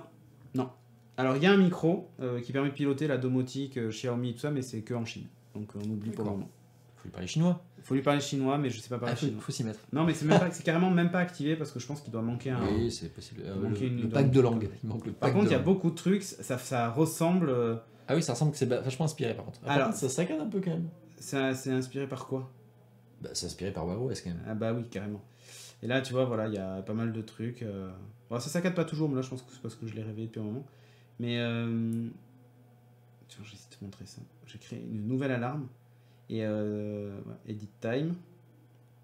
Et en fait, bon, tu as un système, tu vois, de rotation, machin, comme ça. Tu as un truc OK, tu appuies sur OK. C'est assez intuitif, la navigation est assez intuitive. Tu n'es pas perdu si tu viens du monde Wear OS. Ah, tu vois, regarde, j'ai la notice Discord, j'ai l'icône Discord et tout. Voilà. Parfaitement lisible en plein soleil parce qu'ils ont une techno d'écran un peu chelou. Peu chelou, c'est du Link sans lettres. Ouais, c'est ça, en fait. C'est vraiment ça. C'est du OLED Ink. Ouais, et alors, quand tu vois, là, quand elle est... Non, en fait, je crois que c'était réflectif. En fait, je crois que l'écran intègre un aspect réflectif, ce qui fait qu'en fait, il est rétroéclairé par la lumière du soleil. La lumière du soleil, exactement. Donc, c'est un peu bizarre. Et du coup, quand tu l'allumes, quand il se rétroéclaire artificiellement, ça fait un peu bizarre. Ça fait un peu montre Casio. Tu sais, t'as l'impression d'avoir un affichage un peu bizarre. Mais bon, honnêtement, sur une montre, c'est pas choquant. Et là, tu vois, regarde, la définition de l'écran est plutôt correcte. On voit la trotteuse et tout ça. Et dès qu'elle va passer en veille, voilà, je perds la trotteuse. Je perds la trotteuse, mais si tu regardes, c'est beaucoup plus pixelisé. En fait, il affiche moins de pixels pour consommer moins de batterie et tout ça. Il n'y a pas que ça aussi, c'est pour pas cramer l'écran. Pour pas cramer l'écran, exactement. Mais c'est rigolo, n'empêche. Pas mal, et pas cher, c'est surtout ça l'intérêt. C'est en attendant les Wear OS qui vont tenir au moins 2 jours à la rentrée. Les montres Pixel qui devraient arriver avec les prochaines. J'attends de voir ça. Si elles n'ont pas d'autonomie, par contre, je resterai sur ce type de montre parce que c'est suffisant pour mon usage. Et la partie tracking d'activité est ouf, GPS et tout, enfin total. Moi, je pense que je renouvellerai, ça fait quand même bien longtemps que je l'ai celle-là, et puis elle commence à être un peu limitée en termes d'application. Tu as des trucs qui rament un peu. Ouais, c'est un peu normal. Les grosses applis maintenant. Voilà. Bon, enfin voilà, mais sinon pour revenir au OnePlus, plutôt extrêmement satisfait. Alors pour le prix, c'est juste imbattable. Voilà. Ça dépend ce que t'en fais, mais t'as des Xiaomi qui sont moins chers, mais avec l'écosystème à côté, avec la surcouche, etc. Mais franchement, j'en suis super satisfait également. Voilà. Bon, pour l'instant. En termes de prix, c'est assez ouf. Donc voilà. Moi, pour un premier pas sur Android venant d'iOS, je recommande chaudement ce téléphone. Clairement, vous avez une expérience qui est assez proche de... en plus, on peut changer de launcher, mais on a une expérience qui est quand même plutôt proche du stock Android. Il n'y a pas vraiment de surcouche chiante. Et puis, vous allez retrouver des performances qui sont dignes de l'iPhone et de l'écosystème iOS, quoi. Donc honnêtement, plutôt du très très bon pour moi, encore une fois, et pas cher. Tout à fait. Point de vue de sécu, c'est de la merde. Ils ont fait une faille sur le bootloader. Ouais. Après, sous le reste de l'OS, ça reste l'OS Android, donc ils ont pas tout chiffré et tout. Hein. Ils ont pas rajouté. En fait, ils ont pas rajouté de faille. Ils sont loupés sur le bootloader, mais ça, à la rigueur, le bootloader, c'est la chose que les constructeurs mettent eux. Donc c'est le seul truc qui était de leur ressort, ils se sont viandés. Le reste du système, en fait, ça reste de Android. Donc ils ont pas dénaturé Android comme aurait pu le faire un Samsung avec toute sa surcouche greffée dedans. Donc je pense pas qu'il y ait de faille sur le niveau de l'OS. Voilà, il y en avait une sur le bootloader, après... Ouais, Nothing, MyUI, c'est vrai que c'est très proche d'iOS, sans l'être. Et du coup, quand tu viens d'iOS, je trouve que c'est très déconcertant. C'est-à-dire que tu sens que c'est pas aussi bien fini que ce qu'il y a sur iOS. Et tu sens que ça a été un peu mis au forceps. Alors, la dernière version, la 10, c'est peut-être un peu mieux, mais tu sens quand même que c'est... Je sais pas. Que c'est pas très naturel pour cet OS-là. Ouais, c'est ça. C'est pas parfaitement intégré, que tu retombes sur d'anciens menus dès que tu commences à trop creuser dans les paramètres. Enfin, il y a des trucs qui vont pas avec MyUI. Mais après, le hardware est top. Hein. Ça, chez Xiaomi... ouais, c'est ça. Mais quand tu viens Mi Mix 2S... Quand tu viens de Android pur, la surcouche MIUI, là, c'est juste l'horreur. T'as envie de gerber. Ah non, mais t'es perdu. Alors, effectivement, t'as le design des icônes. Bon, ok, tu mets ça de côté. Mais alors, t'as les menus, les interfaces et tout ça qu'ils ont reparamétré. Mais alors là... Ça, ouais. Ouais, il y a des thèmes, en fait. C'est ça, Nothing. Il faut aimer personnaliser son truc et tout ça. C'est vrai que j'ai tendance, moi, à préférer les interfaces comme pensées par le constructeur, parce que c'est souvent pas lié au hasard. Après, je dis pas qu'ils ont toujours raison, mais c'est pas lié au hasard quand ils font des choix. Sauf peut-être chez Samsung. C'est peut-être le hasard. Alors, non, je rigole. C'est un peu ça. Mais qu'est-ce qu'on peut mettre comme police manuscrite, tu sais oui, tous les Samsung ont des polices dégueu comme ça. Vrai. Qu'est-ce qu'on peut mettre comme police dégueulasse dans le système qui sera complètement illisible mais voilà. Donc bon, moi j'ai tendance plutôt à privilégier les interfaces pures comme ils ont imaginé les constructeurs. Et donc bon, sur iOS je suis servi parce que j'ai pas le choix. C'est ça. Et là en fait, encore une fois avec le OnePlus, j'ai pas du tout cette sensation d'être sur une surcouche ou un truc bidouillé, même si effectivement il y a du paramétrage supplémentaire qui est pas dans l'Android stock, mais c'est tellement bien intégré, vous n'avez pas une icône qui ressemble pas aux autres icônes du truc. Donc à aucun moment vous pouvez me dire ça c'est pas une fonction de base, ça c'est une fonction de base. Sauf si vous le savez. Mais vous prenez le téléphone, là vous n'êtes pas capable de me dire ça par exemple, le bouton geste, et ben ça y est pas dans Android stock. Ça tu peux pas le savoir en fait. Parce que le truc est intégré dans les paramètres comme si ça l'était. Et tu fais vraiment comme zéro ils différence. auraient déjà dû tous le faire. Tout Voilà, à fait. comme ils auraient dû tous le faire. Nelliger qui nous dit qu'il a un peu le sentiment que Android en fait c'est toujours un problème au niveau de cohérence. Alors c'est vrai parce que ça l'a été beaucoup dans le passé. Et là je trouve que c'est vraiment c'est plus le cas. Non. Tu vas l'avoir sur les applis tierces évidemment qui vont pas forcément respecter la même charte, mais là au niveau de l'écosystème Android Google, si tu prends le pas Google. Moi j'ai pas encore la nouvelle version de Maps, tiens. C'est pas mal. Tu l'as toi ou pas? La nouvelle version, le nouveau material design, machin. Moi j'attendais Android Message avec la capacité à moi, je l'ai pas chat depuis le. Mais je l'ai pas encore. Ah, Android Message, je l'ai. Oui, moi aussi. Ah, mais pas depuis le web. Pas le web. Non, j'ai pas encore. Non, j'ai pas de version de Maps encore. Non, c'est vrai, je l'ai pas non plus. Voilà. Android Message, ouais, bon, on en reparlera de toute façon quand les opérateurs auront intégré toutes les fonctionnalités d'Android Message. Exactement ça. Bon, enfin voilà. C'est plutôt pas mal. Tiens, je sais pas si. Il y a des thèmes, machin, ok. Ouais, je l'ai Android Message, moi, ouais, oui. Moi aussi, je l'ai. Oui, mais depuis le web. Moi je l'ai aussi, mais en fait, j'ai pas la fonction pour faire le chat depuis le web, en fait, pour l'associer à l'interface web. Ah, et Limurien, par contre, il dit je dois dire que j'aime OnePlus, mais pas celui-là. Ah, c'est le coup du notch et de la ressemblance trop proche de. Ah, depuis le web, ok. Bah, t'as du bol. Bah, c'est encore déploiement. Ah oui, c'est en train de déployer. Ouais, t'as eu la dernière version de la Shield ou pas? Parce que là, il est en déploiement depuis la semaine dernière. La version je sais pas, je l'ai pas eu ce week-end. Moi, je l'ai pas eu en là, mais il y en a qui commencent à l'avoir. En même temps, ma télé est rendue lame, donc c'est un peu compliqué. Ah, pendant la Coupe du Monde, c'est parfait. Tout à fait. Du coup, ça te permet de changer de télévision, pas trop cher. Ouais. Bah, ça dépend, mais oui. Oui. Il y a des promos en ce moment, donc ouais. C'est plutôt le bon moment. Exactement. Salut Konik, t'arrives à la fin, c'est parfait. Le nouveau Gmail est pas mal aussi. Ah oui, complètement. Oui, alors là, complètement d'accord. Complètement. Non, c'est vraiment bien. Ce qu'ils ont fait va plutôt dans le bon sens. Bon, enfin, bref, plutôt avis très positif, moi, sur le OnePlus. Allez-y, foncez. Je suis surpris. Ouais, non, c'est moi aussi, très content, c'est parfait. Plus d'une heure qu'ils vendent leur téléphone. Bon, allez, ok, on a compris. Ouais, bon, si les hommes parlaient de leurs femmes aussi bien que leurs devices, le monde tournerait mieux. Je parle bien de toi, Chag. Ne t'inquiète pas. Pour le prix, franchement. Pour le prix, je trouve que tu vaux vraiment le coup. N'importe quoi. On est en train de parler de rapport qualité-prix. Je vais pas parler de toi avec un rapport qualité-prix, mon cœur. Ça va pas ou quoi? Bref. Allez, vous nous retrouvez sur Twitter, @CédricBonnet, @ChrisKamikas. C'est inversé. Voilà, comme ça. Voilà, c'est dans l'autre sens. Pour soutenir la chienne. Attends, est-ce qu'il me l'a mis là? Ah, le petit running gag, il va jamais s'arrêter. Non, voilà, Morning Glory, boîte à son. Ah non, mais ils l'ont pas. Attends. Mais si. Non, ils l'ont pas eu. Parce qu'il faut que j'active le truc du bureau. De soutenir la chienne. Voilà, si vous voulez soutenir la chienne. Vous n'hésitez pas, puisque... Tipeee.com/STD Renegade qui est ici. Si vous êtes membre Amazon Prime, pensez que vous avez un Twitch Prime que vous pouvez nous filer gratuitement. Nous soutenir aussi par là, sans dépenser plus que ce que vous faites déjà chez Amazon. Et surtout, pensez à le faire tous les mois, hein, tous les 30 jours précisément, puisque après, c'est pas renouvelé automatiquement. Voilà. Et ensuite, pour tout savoir du programme et tout ça, studiorenegade.fr. Voilà, pour savoir un petit peu ce qui se passe. Maintenant, on a mis des boucles qui vous indiquent un peu le programme de demain. D'ailleurs, ce qui est cool, c'est que pendant qu'on parle, je peux vous montrer du coup le programme de demain. Vous avez la matinale à 8h avec Morning Glory. Les noms qui défilent en bas, c'est le nom des gens qui donnent. Vous avez Things demain midi avec moi, on va parler d'objets connectés. Vous avez la rediff de Morning Glory. Si vous n'êtes pas levé le matin, il y aura un petit peu d'Overwatch à 19h. Le soir, Timo n'assure pas son stream de Link, il y aura peut-être autre chose à la place. Ouais, il a perdu sa voix ou sa gorge. Ouais, il a perdu sa voix, sa gorge, tout quoi en fait. Donc voilà, c'est comme ça. C'est la vie. Merci encore de nous avoir suivis. Vous êtes toujours présents et ça fait plaisir. Il y a plein de petits nouveaux d'ailleurs, hein, des nouveaux pseudos qu'on voit dans la chatroom. Donc voilà. Et puis c'est tout ce que j'avais ajouté. Toi aussi. Parfait. Rien de plus. Allez, rendez-vous la semaine prochaine pour Blitz. Bye. Ciao.